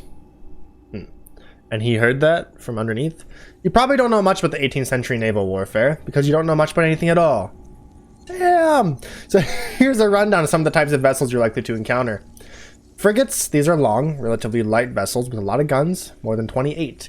If you want to get technical about it, frigates were light and easily maneuverable, and so they were often used for reconnaissance or escorting merchant vessels. Frigate is also a terrific word to use if you want to swear, but your mother-in-law is nearby. You little frigate. Gunboats, these were smaller vessels generally containing only one gun, but it was a really big gun. The gun in the boat is where the term gunboat gets the word gun from. Don't know why the word boat is there. Gunboats were relatively inexpensive to build and could be assembled quickly. They were most often used to bombard targets on land, although gunboats can easily be destroyed by a larger ship, such as a frigate. Several gunboats together could do some serious damage before a larger ship could destroy them all. Strength in numbers and guns, of course. Mostly guns. Schooner are small, light craft noted for their speed. They were the preferred ships for privateers during the American Revolution. There's nothing better for breaking through enemy lines faster than you could get shot at, or for making a fast getaway. Nowadays, of course, we have jet skis. Man of war. This isn't really a naval classification, but more of a catch-all term for a warship carrying a lot of cannon. Most of the man of wars you'll see will likely be ships of the line, which are essentially big ships with big gun decks stacked on one another. Basically, naval warfare consisted of lining up your ship's broadside against the enemy ships in order to hit them with the most cannonballs possible. Of course, the enemy would be trying to do the same thing. Predictably, the biggest ships with the most guns usually won, leading to the building of more ships with even bigger guns. Wasn't sophisticated, but by God, it worked. Yeah, absolutely. Double time, boy. It's time you learned. Come on, she won't bite.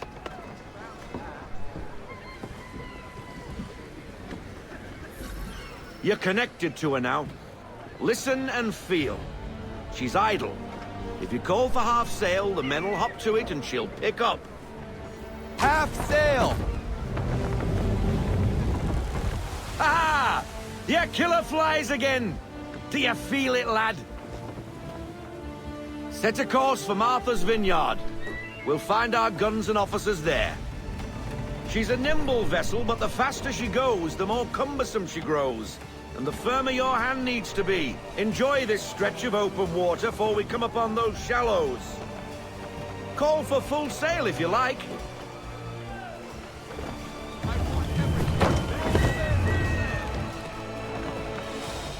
Okay, nice. Wind looks to be shifting. Stay alert, Connor. Gusty winds can be difficult to manage.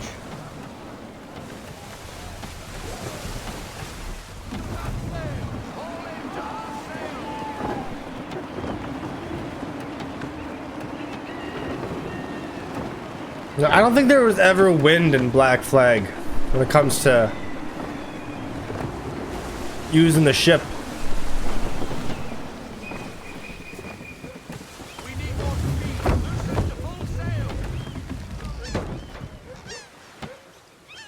Now, take us through these shallows. Careful not to run up on them. The sandbars will slow us down, but the rocks will put a hole through a hole. And if you want to make a quick tack, call for half sail. She's more maneuverable then. Sure. We just gotta, you know, make sure these boats in front of us don't go slower, because then we'd be stuck. Mind those other vessels. Hold your tack to keep your right of way.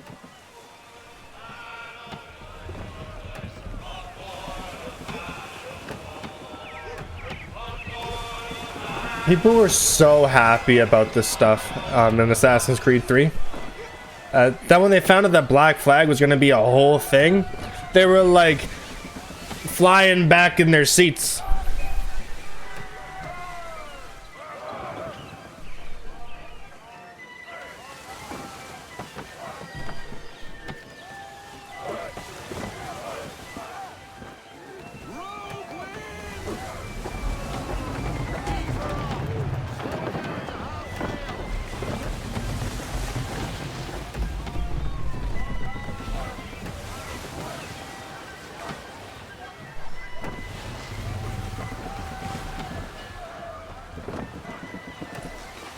So many things that would be cool to experience, but you would never actually do it. Like those people that work on a boat.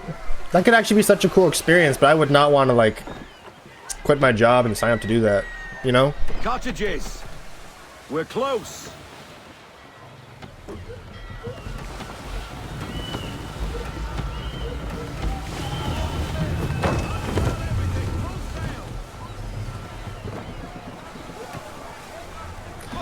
fucking little boat in front of me is pissing me off.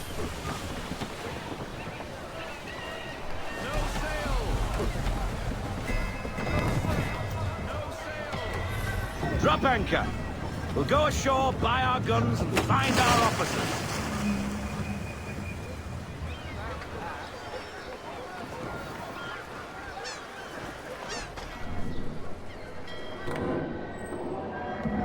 Oh, hello, Miss Mandy.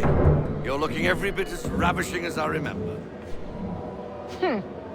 After all these years, you sail all the way to the vineyard to pay me compliments?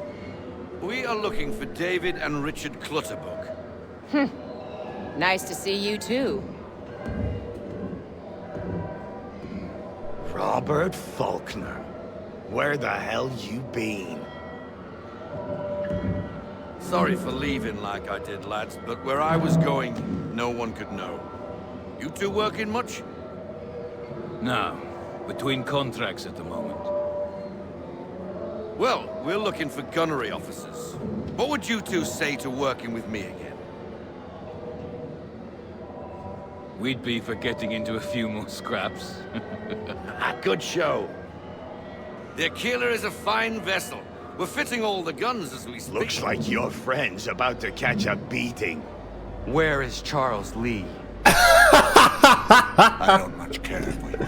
Oh, fuck, it's Benjamin Church. Damn, that's a big boy. Don't be doing that, Biddle. Bobby Faulkner turned to wet nursing. It's good you finally realize you're a shite sailor. Whoa, whoa, whoa, not in here, gentlemen. Better still, not at all. Bobby, take your friends and get out! Let's go, boys. Our guns ought to be ready. Come on.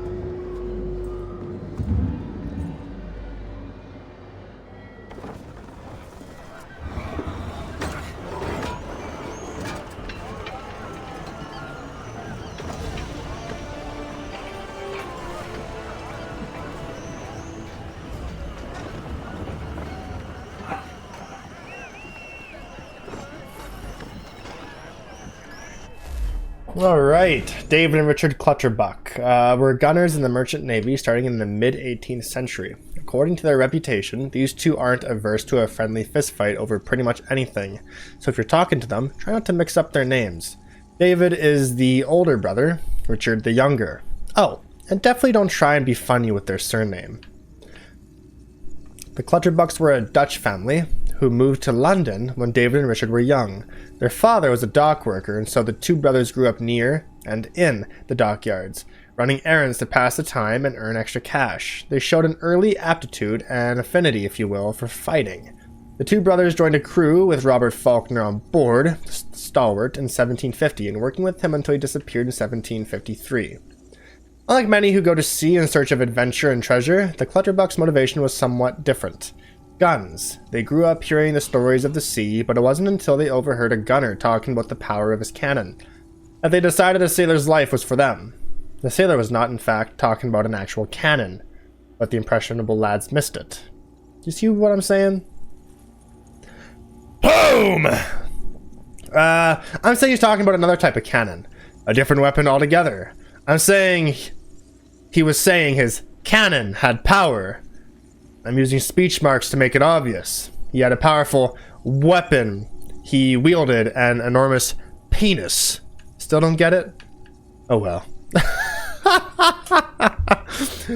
Fucking Sean, these fucking codex entries are amazing. The Clutterbucks spent years traveling on various merchant and privateer vessels, almost always hiring on as a pair. They eventually settled semi-permanently in Martha's Vineyard, taking it as a place to rest between contracts where they would get tired of all the quiet and hire on to another crew. I'll explain that joke again later. Where is Charles Lee? Amanda Bailey was a well-known and well-liked innkeeper in Martha's Vineyard around the time of the American Revolution. She was born in North Carolina in 1730, the oldest of a large family. Her mother died when she was 14, leaving young Amanda to work and help care for her younger brothers and sisters alone. Amanda first crossed paths with Robert Faulkner when she was a teenager. He was working for the United Company of Merchants. She was a barmaid, clearly a recipe for romance.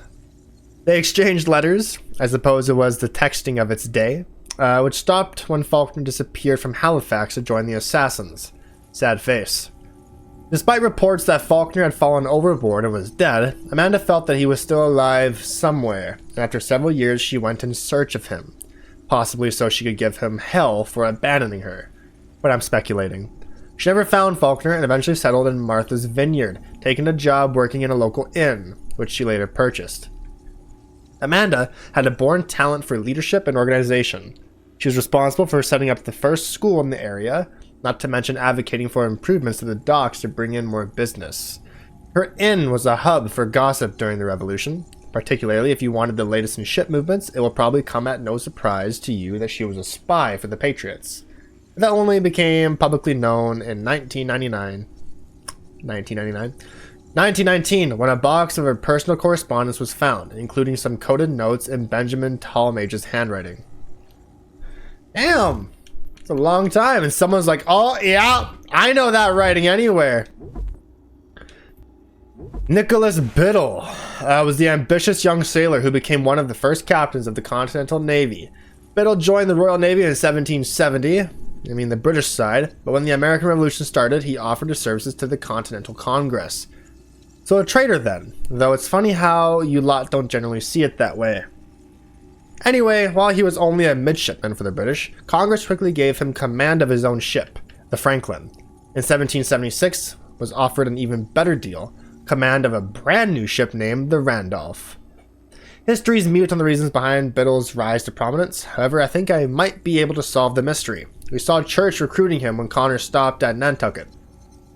Biddle eventually became a privateer for the Continental Congress, patrolling British shipping routes, harassing their ships and keeping their spoils from any he could capture. He had a reputation as an excellent captain. He divided the spoils evenly and never used corporal punishment against his crew. What a softy. Pitiful, really. Though I think you can see why that would be a job perk. Doesn't look like a softy, especially the way that he stood up.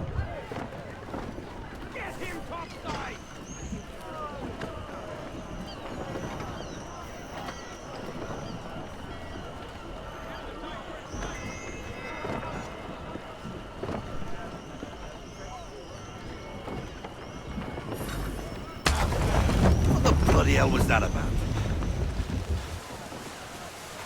The older man is a Templar. Who was he with?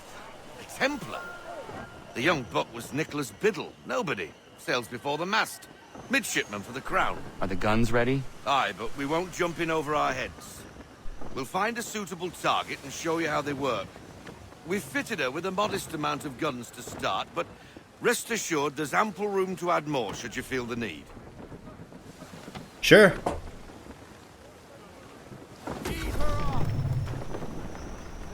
Looks like a British frigate with half seas over. Should do nicely for a spotted target practice. Bring around broadside, and when all guns are on target, call fire.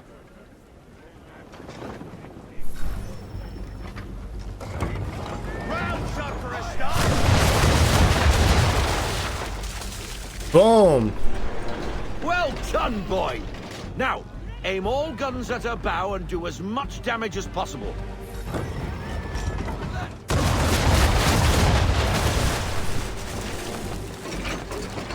Try it again, boy. Come about and get all your muzzles on target.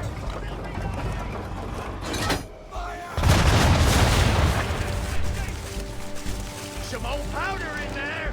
Good. Now give the swivel guns a turn. More precise. Hit those old powder barrels and light up the sky.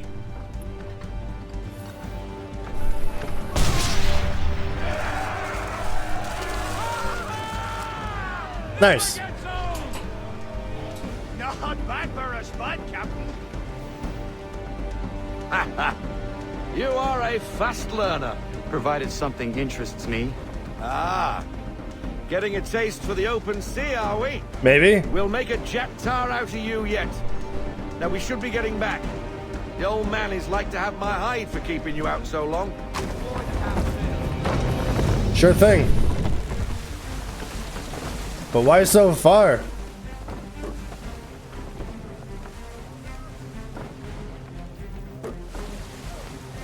See, this is what I'm not looking forward to with Black Flag.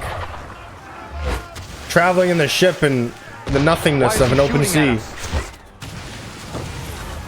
Destroying property of the crown, disturbing the king's peace, take your pick. What do we do? Naught else but to fight back. Sink the bastard. Use the swivels on him, Cap!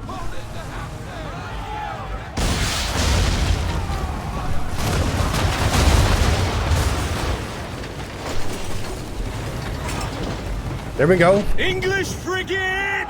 Oh, be betwattled, another one. Where in the bloody hell did she come from?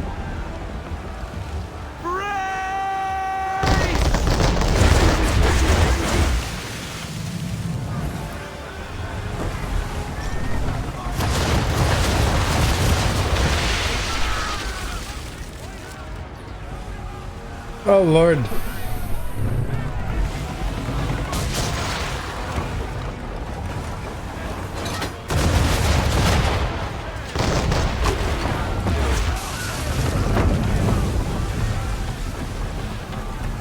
Oh, he's gonna ram!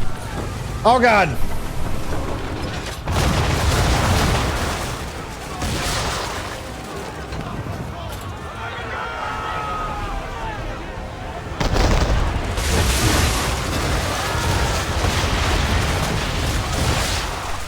Damn.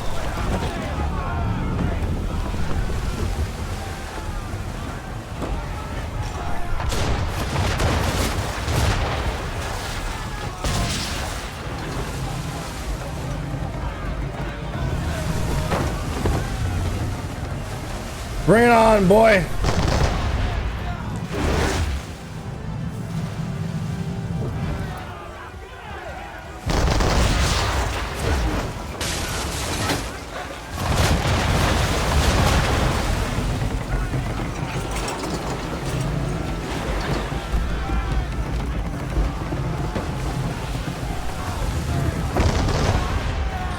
Well, this isn't looking too good.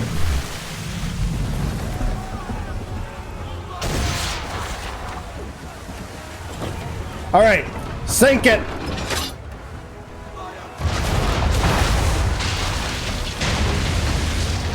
Woo! Woo! We did it. Wow. We did it. Carry on, sailor. Not bad for your first voyage, eh, boy? No. Now we best be getting back, or the old man'll have my guts for garters.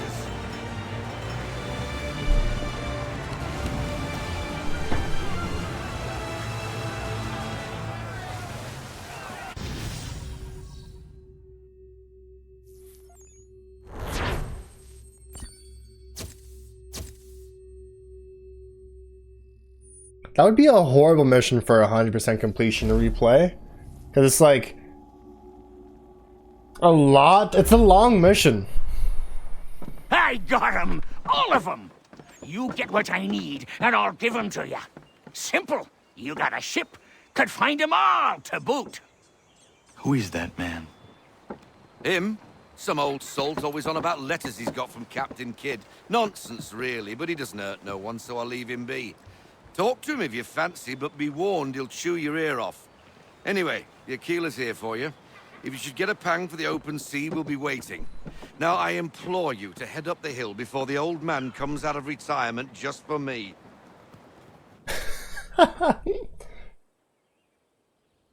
2 weeks, and not even a goodbye before you left. Sorry. Well, what are you waiting for?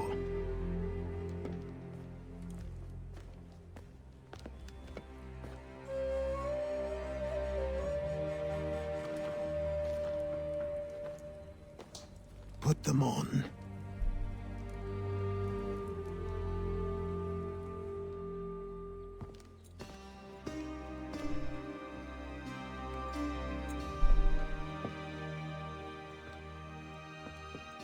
Once upon a time, we had a ceremony on such occasions. But I don't think either of us are really the type for that. You've your tools and training, your targets and goals. And now you have your title. Welcome to the Brotherhood, Connor.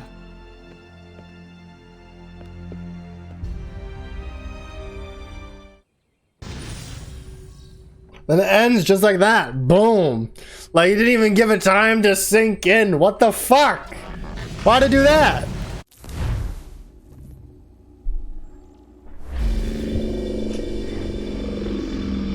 Welcome back, Desmond. You'll be happy to hear there's actually good news for once. Yeah? I've managed to locate a power source, and it's relatively close by. Up for a trip to Manhattan? Is it safe to leave? Abstergo's gotta be looking for us. Obviously it's not safe. Can't exactly sit around here hoping to get lucky though, can we? We need that power source. Besides, I'm sure you can cook up some way to hide our movements. Maybe. The Templars have access to all kinds of satellites and camera systems. We'll need to find a way to mask our digital signature. I can probably camouflage the van too, but there's not much I can do for us. That's an easy one. That's actually pretty cool. I got pretty excited when that happened. Local utility companies have assured the public that they're completely prepared for the upcoming solar maximum. Disruptions to service are expected to be minimal. If only they knew. What's this? A remote-operated camera. It'll provide us with a feed while you're on mission. This will let us talk to each other. We're almost there, so listen up. The artifact is in an office penthouse in Lower Manhattan. At this time of night, direct infiltration is going to get you noticed. I think we're better off having you drop in from above. What do you mean, above?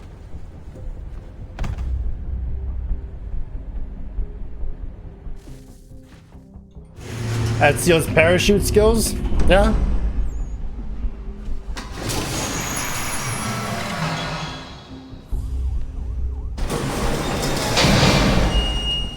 It's his first mission, but he's so confident about it. Testing.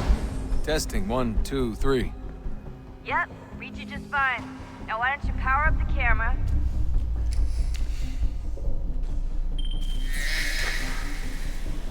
I've got pictures. Running diagnostics. Perfect. I've got a nice strong signal. Don't look so strong. I do love how when you're outside the Animus, the HUD just goes away.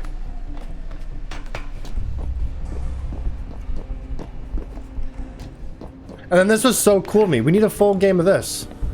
Still.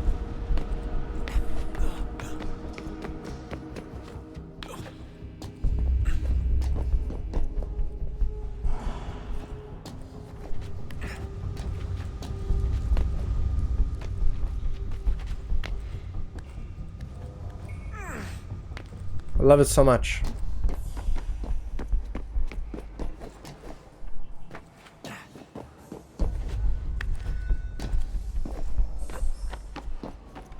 Oh, thanks. Hold still. It's a lovely view.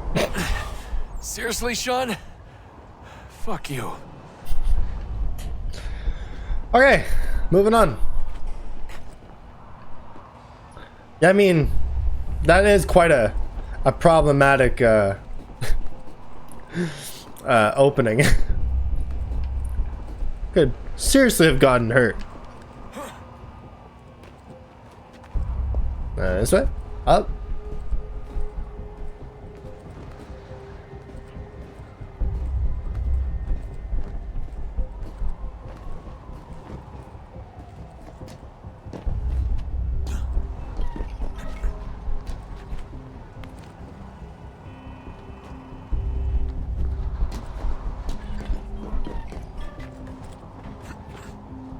Still love the music. It's amazing. All the modern day music is just, it hits right every time. The soundtrack for 3 is actually arguably more iconic than the Ezio or Altair games. Maybe. Maybe. And on the not so bright side, these No. I don't know. you're effectively paced. Shut up, Sean. But they're very like set in their where they rank on the happy meter, I guess. I don't know what the fuck I'm saying. The modern day music, the main music, like the main theme, it's all so like, wow, you know? To say the least, I believe the soundtrack is also done by Jesper Kid. So, or is it Jesper? But does not miss. Assassin's Creed has not missed when it came to their soundtracks. Almost there, Desmond. Once you reach the top of the lit-up crane, you should be high enough to make the jump. Should? It'll be fine, don't worry. Well, you might want to worry a little. I'm pretty sure she was high when she was running the numbers. Sean! A joke. It was a joke. Or was it?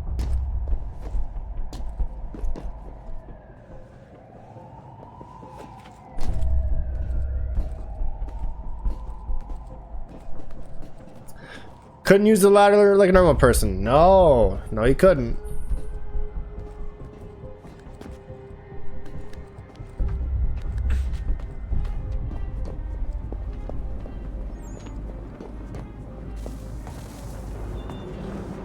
Jump when you're ready, but wait for my signal to open the chute. Timing's really important here. Too soon or too late, and you'll miss the building.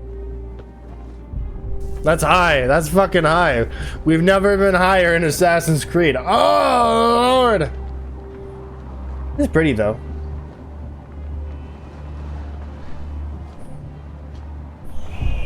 Now! Open your chute, now!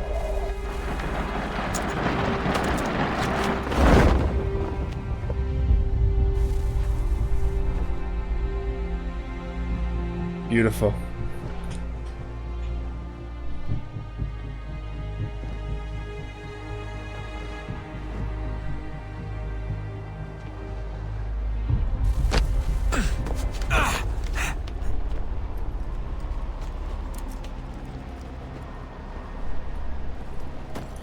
Backpack on backpack. That must have been really uncomfortable. Or not, because Desmond doesn't keep a fucking thing in there.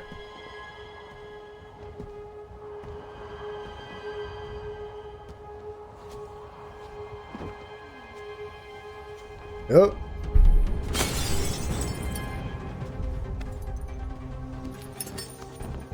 It appears my lid has a leak. So, you must be Desmond. Not exactly what I expected, but I guess your kind doesn't have many options these days. Who are you? Ask your father. Now give me that. I don't think so. Look, I'm not supposed to kill you, but the boss man didn't say anything about fucking you up. So you got to the counter. Oh! Damn!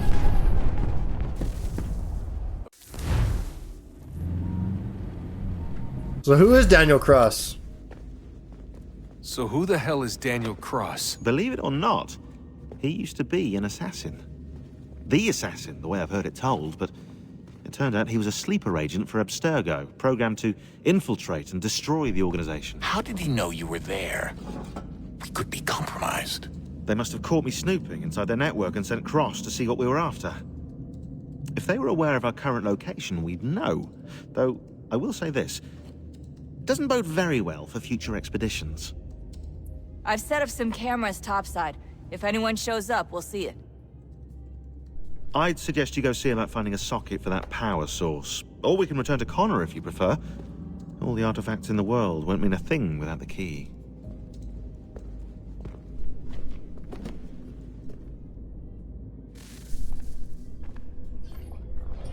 I think I'm gonna wait to power it up.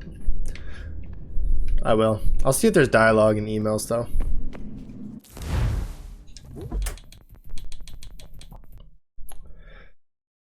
Okay, Sean is really getting on my nerves. You'd think with everything that's going on, the guy would stop being such a douche. Maybe he thinks it's funny, maybe it's part of his snarky British charm, or maybe it's how he deals with the stress. Whatever it is, it's getting old real fast. You got enough to worry about, you know? End of the world and everything. You'd think you'd show a little restraint or maturity or something. Sorry. Not like you need to hear me venting. You've got enough on your plate. Please don't say anything to him, though. In case you haven't noticed, we're knee-deep in the shit here. I understand this might not be your idea of a good time. It isn't anyone's idea of a good time. Picking fights isn't going to get our work finished any faster, so I suggest you stick to the mission. The sooner we're through the door, the sooner we can get back to our lives, or in your case, the lack of one. Dad. William, you are a prick. William's not the most diplomatic man, I'll give you that. But he cares about you very much. When you were under, during that whole bit with 16, he never left your side.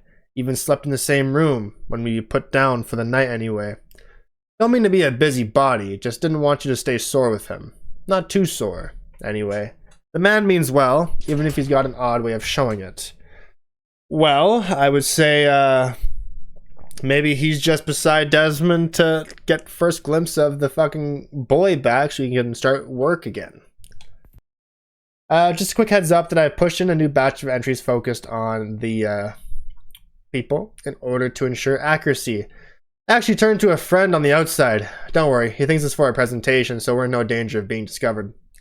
You'll find a new section under the database labeled surprise, surprise, blah, blah, blah. The Mohawk, yeah, it has information on their political and social structures as well as some notes about their material culture. Interesting. That sphere used by Connor during his spirit journey is clearly first civilization in origin. It appears to function as some sort of temporal calculator. It's essentially a crystal ball, but one that actually works. This can't be coincidental, which begs the question, are there others out there? We never see it ever again. What's this? Hello? It works. I should hardly be surprised. Electrical impulses move from one pathway to another. You call them networks. Our word for them was more akin to road. It is yet difficult to project a thought from one medium to another, and yet it works. It works. It works. It works. It works. Who the fuck? Now, I've been doing some digging on Hatham's blades. Still not 100% sure where they came from. My initial instinct was he started out as an assassin. I believe his father was one, in fact, Edward. But it appears he was a Templar from pretty early on. Maybe he took them from someone. It's happened before. And they're quite handy. I'm surprised more Templars haven't put them to use. Pretty easy to build a pair if you know what you're doing. Yeah, the blueprints for one. I figured they would be reverse engineered, but you know what? By the time it mattered, there's guns, right? So, like, who's, like, reverse engineering a knife? So I think my lid is compromised. It leaks after, like, a couple of uses, then you gotta disassemble it, rinse it, let it dry, and then it stops leaking. So I guess whatever goes through the lid probably hardens up and builds some holes. Really annoying. I found a way to better control the impulses to formulate a thought and transmit it. And you see, I would just rinse my lid, but I have a cat. Meow meow. Meow meow meow meow meow. And the lid would be gone. And the pieces, the seal would be in his mouth. That cat's a fucking dog, I tell you. That cat. We hired a dog. You know dogs are always snooping for food and blah blah blah. Well, this cat can jump onto the fucking table. It's bizarre. It's not nice. I have found a way to better control the impulses, to formulate a thought and transmit it, to add a sense of structure, a sense of order. You fear order. Your kind, the gentle hand, tends the flock. It is a kindness, not a cruelty. I wonder, will you ever understand? Your enemies do in their own way, but they share your base heritage. Their concept is flawed. They are not worthy. You have all proved unworthy of our gifts. This is Juno. Looks like Juno's really taken a shine to you. I suggest you don't engage her. There isn't time to go down that rabbit hole. It's sure to prove a badger's den. Besides, this whole experience is actually that final door. Salvation, was it? But for us, who knows? Here we sit, working towards something we know next to nothing about. But it's our only chance, so there's that, I suppose. LOL, somebody doesn't like me. You should not meddle in affairs that do not concern you. Juno is texting. Okay. Or emailing. All these Juno visits and emails too, apparently, have got me thinking. What happened to Tinia and Minerva? They're the ones who invited us to this little apocalypse party. Now they've gone and buggered off. A little inconvenient, not to mention rude. I'll try and poke around later, see if there's not some sign of what has happened to them. I know everyone thinks I'm being silly, but I can't shake the feeling we're being watched. We are being watched. By Juno. Or some version of her. Do you think it's a recording? Or is she a ghost? Or something else? Is she talking to us the way Minerva talked to Ezio? No clue. I mean, who knows what else they were working on down here? There's still so many rooms we don't have access to. But do you think she's like literally down here, waiting somewhere, still alive? Still alive? That's mental. That means she'd be at least 75, 80,000 years old? No, powerful, yeah, but not that powerful. They came down here looking for a way to survive. Maybe they found one.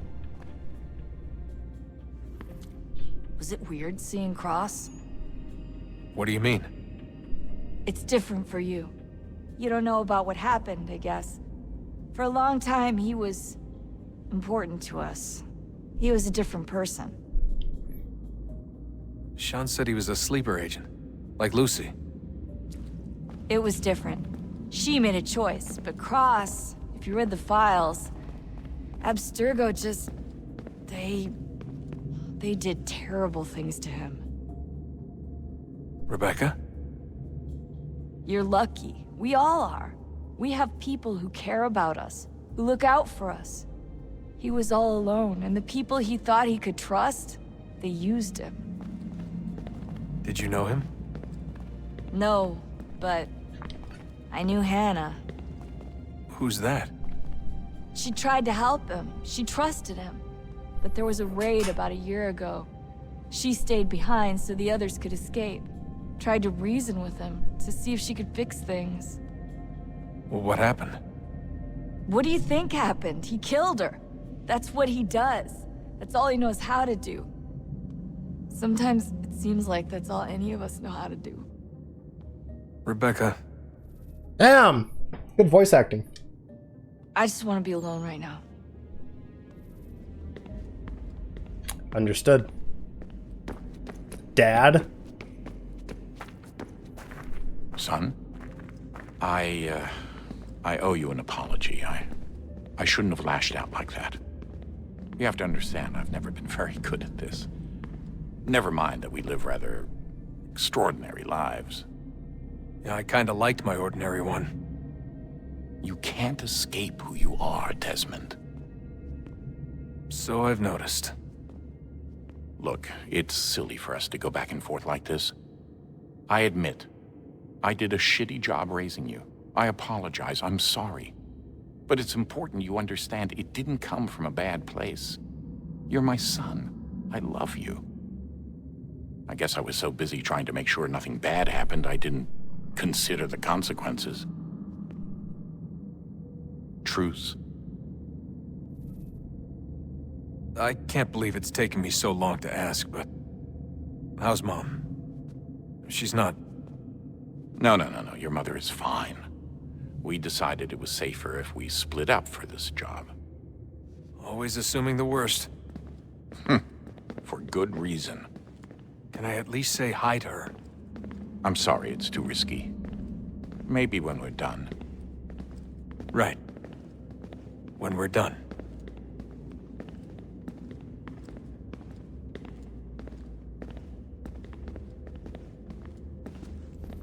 Have we ever tried to make peace with the Templars? Throughout our history, there have been moments. Several, in fact. But it's impossible. There are existential differences, insurmountable. If there were to be unity, it wouldn't be a truce so much as a submission. But knowing what's about to happen, wouldn't it make sense to try and talk to Vidic? Come to an arrangement, even if it's only temporary? We'd all be so busy watching our backs, nothing would get accomplished. Imagine that. We're more productive at war. Well, have we ever tried sending in someone? Doing to them what they did to us with Lucy? Or Cross? We have, and it's never worked. We've sent people who were either too weak and found themselves turned, or too strong and were unable to carry out the charade. Lucy. I just feel like we all want the same thing. We use the same words, but that's all they are, words. In the end, it all comes down to freedom. We seek it, they detest it. And so there's never an end to the fight. Not until one side is completely gone. Is that even possible? No. Probably not. Our two groups have existed in one form or another since, well, since forever. But things can be better than they are. And that's something. Did you look for me, Dad? When I was gone? Every day. Come on. I mean it. Every night I'd look, searching for your name or variations of it, hoping you'd slip up. Abstergo only found you first because they had better access. A few more days and it would have been me. Well, I'm here now. And I'm glad. Do you think Lucy regretted what she was doing? I used to think I knew her well, but clearly that wasn't the case. So I really can't give you an honest answer. She seemed so sincere, though. Like she really wanted to make a difference. Yes, well, when I first met him, I thought the same thing about Cross. It just keeps happening over and over again. What does? Everything. Don't get weird on me, Desmond. No, it's fine. I'm fine. Don't worry. All right, then. You should think about getting back in the Animus. We've got to find that key. We should probably get back to Connor. Now that's the question. Do you think Lucy regretted what she was doing? We were asking that in Brotherhood. Want to say yes. Ah, Desmond, there you are. Can I ask a favor? Maybe. When this is all over, I'd like to try turning the dial back on the Animus. Like, all the way back. To the time of the first civilization. You think it would work? There was no real loss of fidelity when you visited Altair. Then again, that was about 1,000 years ago, and I'm looking at going back at least 70,000 more. Sure, I'd be up for it. It'd be interesting to see what things were like back then. Excellent. I think it would prove most enlightening. How does that work, though? Can't you only see Desmond's ancestors? But I guess Desmond's ancestry is first civilization. Okay. So this is how it started. What are you up to? Just brushing up on my American history. Well, I say history. They certainly teach you strange things in the States. Like what? Well, for all the talk of this being a revolutionary war, it was a civil one. Well, not that kind of civil. I mean, there was no America versus Britain. It was Brit on Brit action. And you can clearly see how the whole thing got started. One war gave birth to the other. You mean the 7 Years' War? Exactly. Seems the Crown overspent in its attempt to keep the French out, wound up with a great deal of debt. Believing that the colonists should help to shoulder the burden, new taxes were created. It was a reasonable request, even if Parliament was rather, well, undiplomatic about it. Well, it's not really fair to tax people for a war they didn't want any part of. What? Didn't want any part of? Did you not notice George Washington with Edward Braddock? He was right there in the middle of it. So here you have the Crown spending who knows how much money to secure a place for the colonists to thrive, and then, when they ask for a little bit of help... Right, look, think of it this way. King George and the colonists, they all go out to dinner, right? And when the bill comes, George asks for them to kick in and pay their share. Fair enough. Now keep in mind, he's been taking them out to dinner gratis for decades now. But the colonists, oh no, they insist they only had a glass of water and a side salad. Never mind the table's full of half-eaten food and empty bottles of wine. Now when the king points this out, what do the colonists do? Oh, they flip the table over and they storm out the restaurant. Probably intending to return later and burn it down. You left out the part where the king pointed a gun at the colonists and asked them to cover dinner for everyone in the restaurant. Right, yeah, interesting take. If he pulled out a gun, and I'm not sure he did, it would only have been after the 100th failed attempt at getting them to pay their fair share. But how do you define someone's fair share? Oh, well, with a war, apparently. I love that so much. I wonder how many other places like this exist. There are dozens of them, all over the world. And somehow no one's ever found one before us. I don't think that's true. Oh? When I was at Abstergo, Vidic talked about silencing discoveries made by non-Templars. And I'm sure Abstergo has dug up plenty. The things they must know. Regretting throwing in with us? No. Just looking forward to when we can finally trounce those bastards so I can dive into their archives. Oh, I think I found a lead on another power source. Later, Desmond. I'm in the middle of something very important right now. Just, that's a rule. Just follow that as a rule. All right, off we go. Back into the Animus. Good luck, Desmond. These are troubled times. The already uneasy alliance between the Crown and its subjects frayed. And behind them both the Templars plot, pulling strings and moving pieces. History dictates they seek order through control. But how will they affect it here? Who supports them? And what conspiracies have they already spun? Spare a All moment. these things I must determine. Of course. That's fucked up. Only by knowing my enemy can I hope to stop What is it?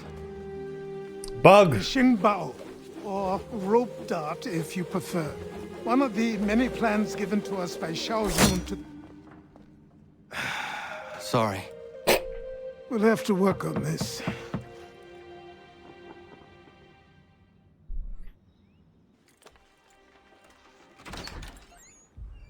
Ganondogo. Yes, my friend. What brings you here? Is the village all right? For now. What do you mean? What has happened? Men came, claiming we had to leave. They said that the land was being sold, and that the Confederacy had consented. We sent an envoy, but they would not listen. You must refuse! We cannot oppose the Sachem, but you're right as well. We cannot give up our home. Do you have a name? Do you know who is responsible? He's called William Johnson. Where is Johnson now? In Boston, making preparations for the sale. Sale! This is theft! Kana, take care. These men are powerful. What would you have me do? I made a promise to my people. If you insist upon this course of action, seek out Sam Adams in Boston. He'll be able to help.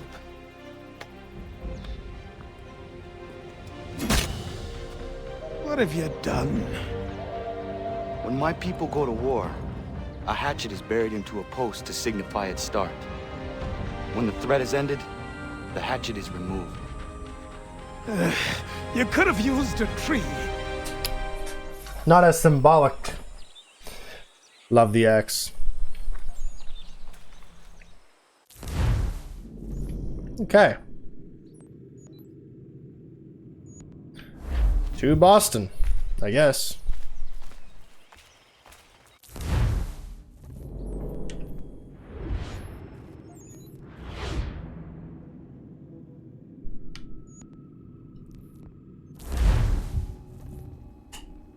Now we're finally caught it. That's pretty exciting. That's pretty exciting.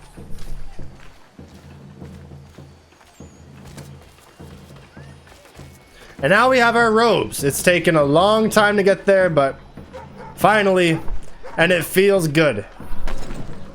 We're after William Johnson, the fancy looking bastard. The one that was with Lee when Connor met him. It's a kid. That's horrible, actually.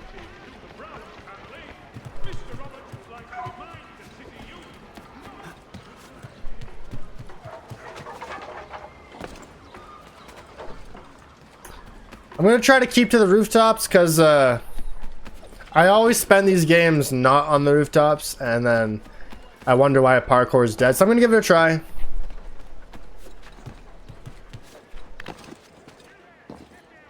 Like that one right there.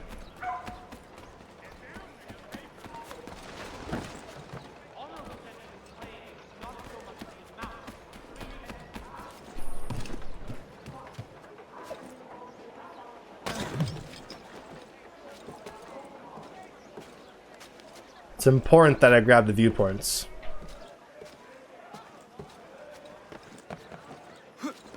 which has a beautiful sound, by the way. It might be... It is my favorite sound for viewpoints. And I love that it's got like a music leading up to it as well.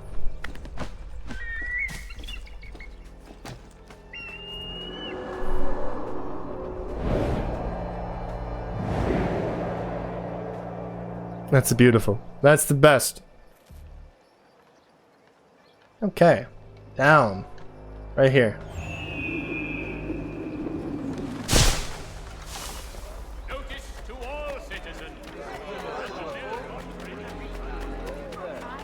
Oh, a database entry on Xiao Jun. She's an assassin from China. And one of the last assassins to meet with Ezio Auditore before his death. Jun was born in royal captivity during the Ming Dynasty. She spent her teenage life as one of the favored concubines of the Chinese emperor. I don't know. While not an ideal lifestyle, though I wouldn't mind it, it's better than digging ditches. The emperor's taste for travel meant that by the age of 15, Jun had seen more of the world than most people of the era, which I suppose you might consider a bright side, if you try not to realize that even some cats had seen more of the world than most people of the era. In 1521, the assassin order used the confusion surrounding the emperor's death to infiltrate his compound and free some of the concubines, Jun among them. She immediately became an assassin, but never forgot the women she'd been forced to leave behind. Years later, she returned to the imperial palace to free the remaining concubines, only to find that they had been killed by the emperor's successor, him. And his response to the second attack on the imperial palace was swift and brutal and caught the assassins unprepared. The brotherhood in eastern China was decimated. Xiao Jun and her mentor survived, but were forced to flee Asia entirely. They traveled to Italy to seek the advice of Ezio Auditore, but only Xiao Jun would finish the journey, arriving in Florence in 1524, shortly before Ezio's death. Huh. Saddening. Ezio. I mean, every character in these series is bound to die, right? Because, I mean, hey, it's set in the past, right? They all have their deaths kind of set in stone already. But how they die is always like, for example, Edward, you know, just stabbed in the chest by a mercenary. That's it. His death had like nothing to it. It was so simple.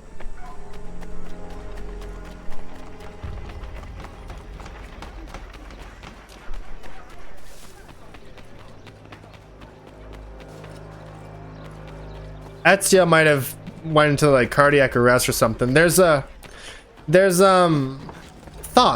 that he's was poisoned by a Templar, though it hasn't been confirmed. The guy that he was talking to, the Florentine, might have been a Templar, but I think the whole idea was that the guy he was speaking to before he died was just a reflection of his younger self. I don't think Florence is your problem. More than a sternly worded letter. I sympathize with your frustrations, gentlemen, but surely you can understand my reluctance to kick the hornet's nest. The tourist thing, no matter what we do, might as well make it count. Paul Revere, huh? You'll have heard of Paul Revere's Midnight Ride, of course. He was one of several riders sent to warn Lexington and Concord of a coming military raid on April 18, 1775. Revere's role in the Revolution was larger than that. However, he was a member of the Sons of Liberty in the Continental Congress and a participant in the Boston Tea Party. By trade, Revere was a silversmith and one of the most skilled craftsmen in the colonies. He also did copperplate engraving, most notably the image of the Boston Massacre that depicts British soldiers firing into the unarmed crowd at point-blank range. A very effective piece of propaganda. You get very little copperplate propaganda these days. It's a dying art. Revere was also a shrewd businessman, and he went where the money was. When silverwork wasn't paying the bills, he made dental tools. When gunpowder was scarce during the Revolutionary War, he built a gunpowder mill. After the war ended, Revere expanded his business into bell forging, eventually making the bell that hangs in King's Chapel, a Boston landmark. So this is the Paul Revere we kept reading about. Ah, Connor. Hello again. What brings you to Boston? You. Would you excuse us, fellows? Thank you. That conversation was about to turn unpleasant. Now, what can I do for you? I was hoping you could help me locate William Johnson. Of course. I'm headed to a meeting with some men who should be able to help. Why don't you come along? It's good to see the people finally taking a stand against injustice. Says the man who owns a slave. Ooh, sorry? I practice what I preach, my friend. She's not a slave, but a freed woman, at least on paper. Men's minds are not so easily turned. It's a tragedy that for all our progress, still we cling to such barbarism. Then speak out against it. We must focus first on defending our rights. When this is done, we'll have the luxury of addressing these other matters. Damn, now who's Surrey?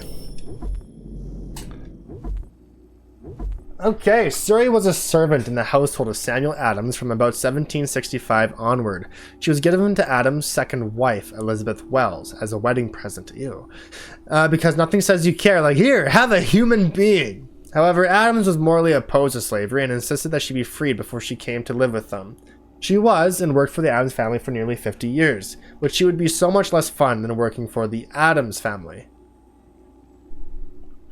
Incidentally, while Adams wouldn't own slaves himself, it wasn't something he fought particularly hard for during his political career. He did support anti-slavery measures in Massachusetts, but never forced the issue if it was going to cause friction between the states. Getting along with other politicians was just so much more important. I'm obviously talking about Samuel Adams here, not Gomez. Listen, I didn't watch the Adams family, so you know what? I didn't catch on. You speak as though your condition is equal to that of the slaves. It is not. Tell that to my neighbor who was compelled to quarter British troops, or to my friend whose store was closed because he displeased the crown. The people here are no freer than Surrey. That's true.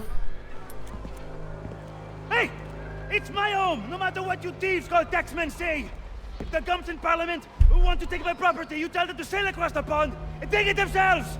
It's not open for discussion now. Open this door or these men will break it down. Ah!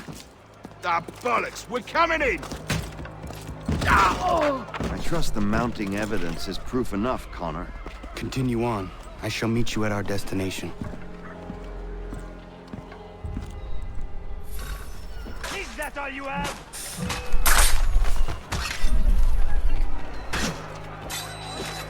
Come on, you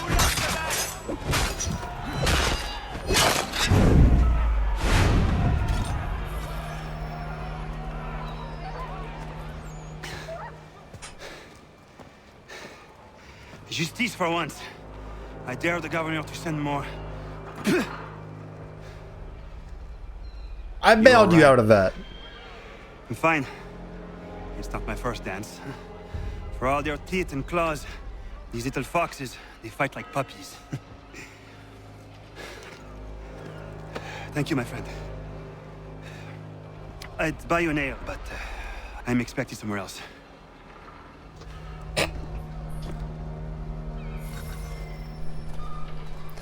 All right. This meeting.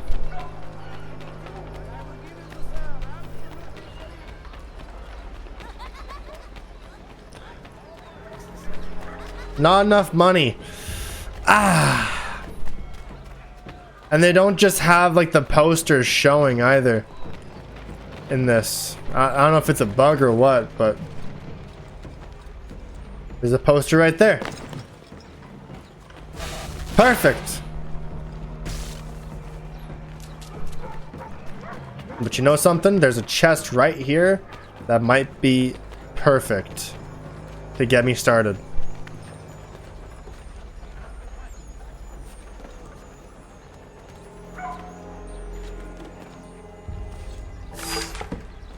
There we go. Now I can afford it next time.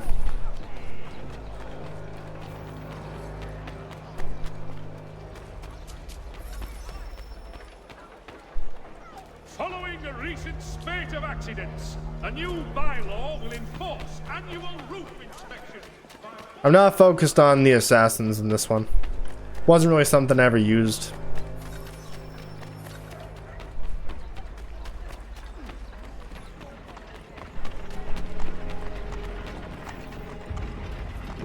Just focus on the main story in the homestead. Connor, I'd like you to meet some like-minded friends.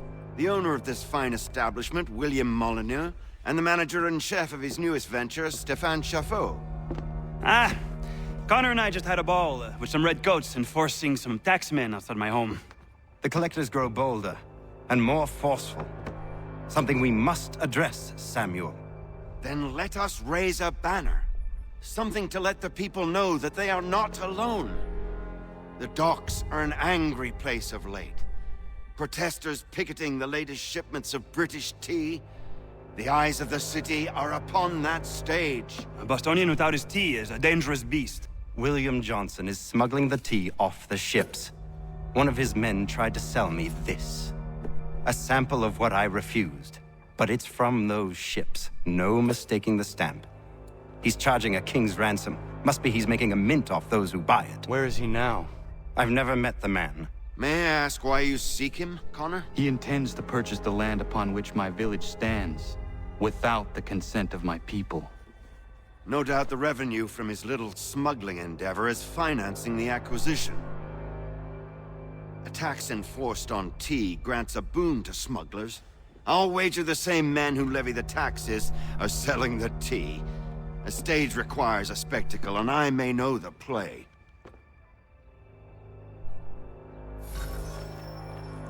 Connor, head back to the docks and see to the destruction of the tea. If you should need us, return here.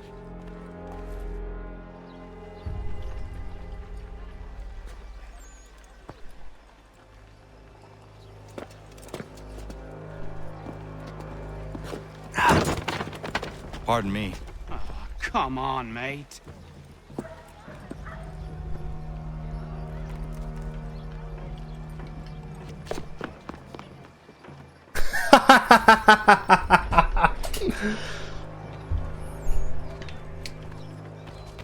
Okay, to the docks.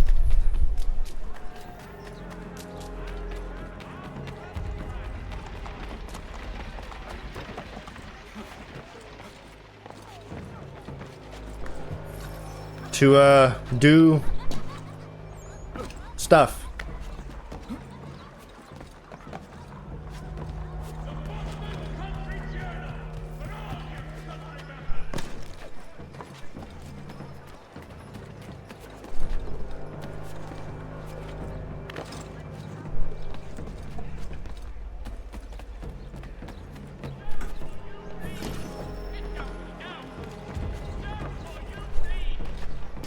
Don't tell me what to do, Jim.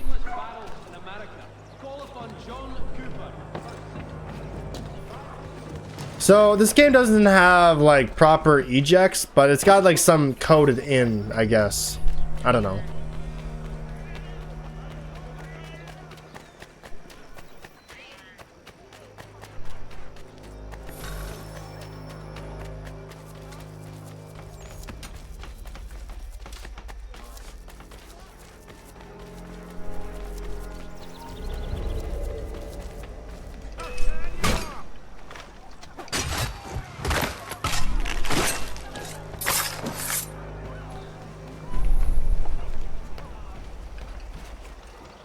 So ain't nothing subtle about Connor, really.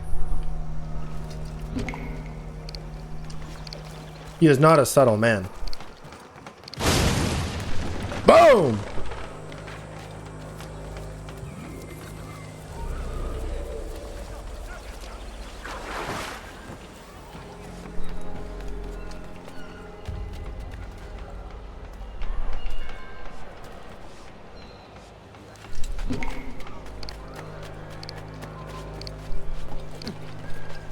Jump!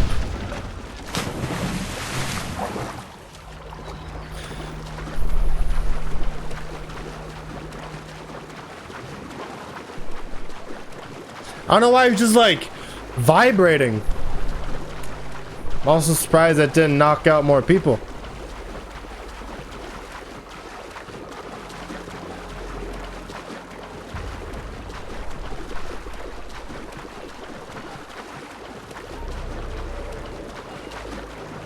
Hold a moment.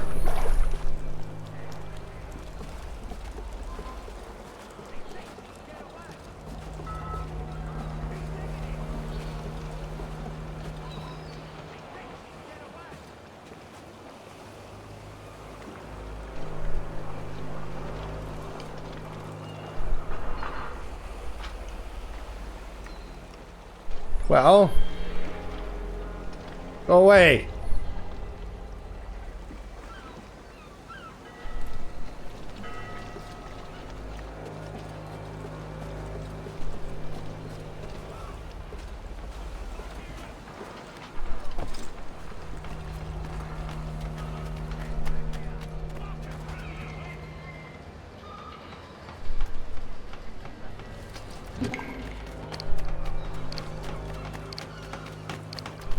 There we go.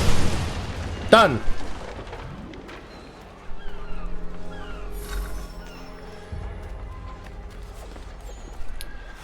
Liberate the district from Templar influence.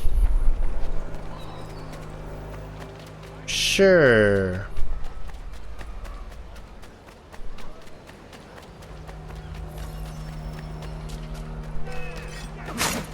Good lord.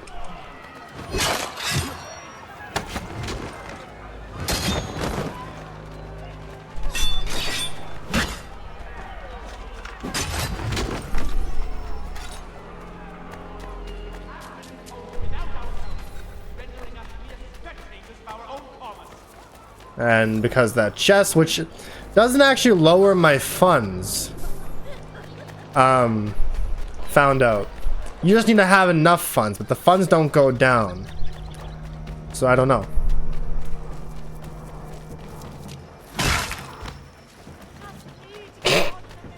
Just out of nowhere. BAM! Because why not?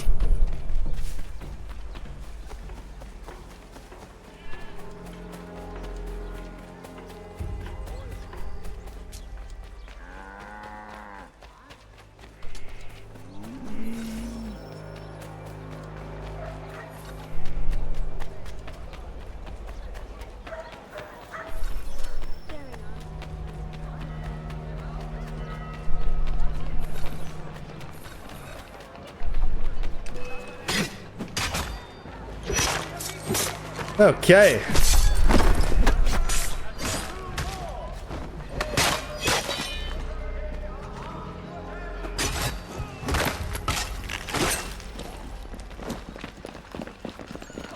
Oh, well, what the hell is this now?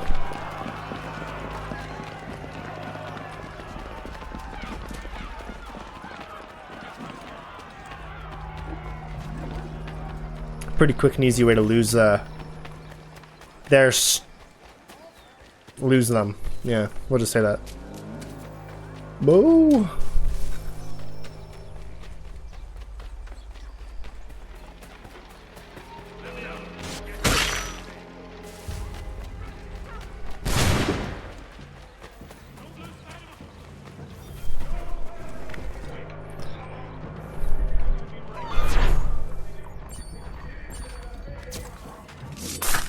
Perfect.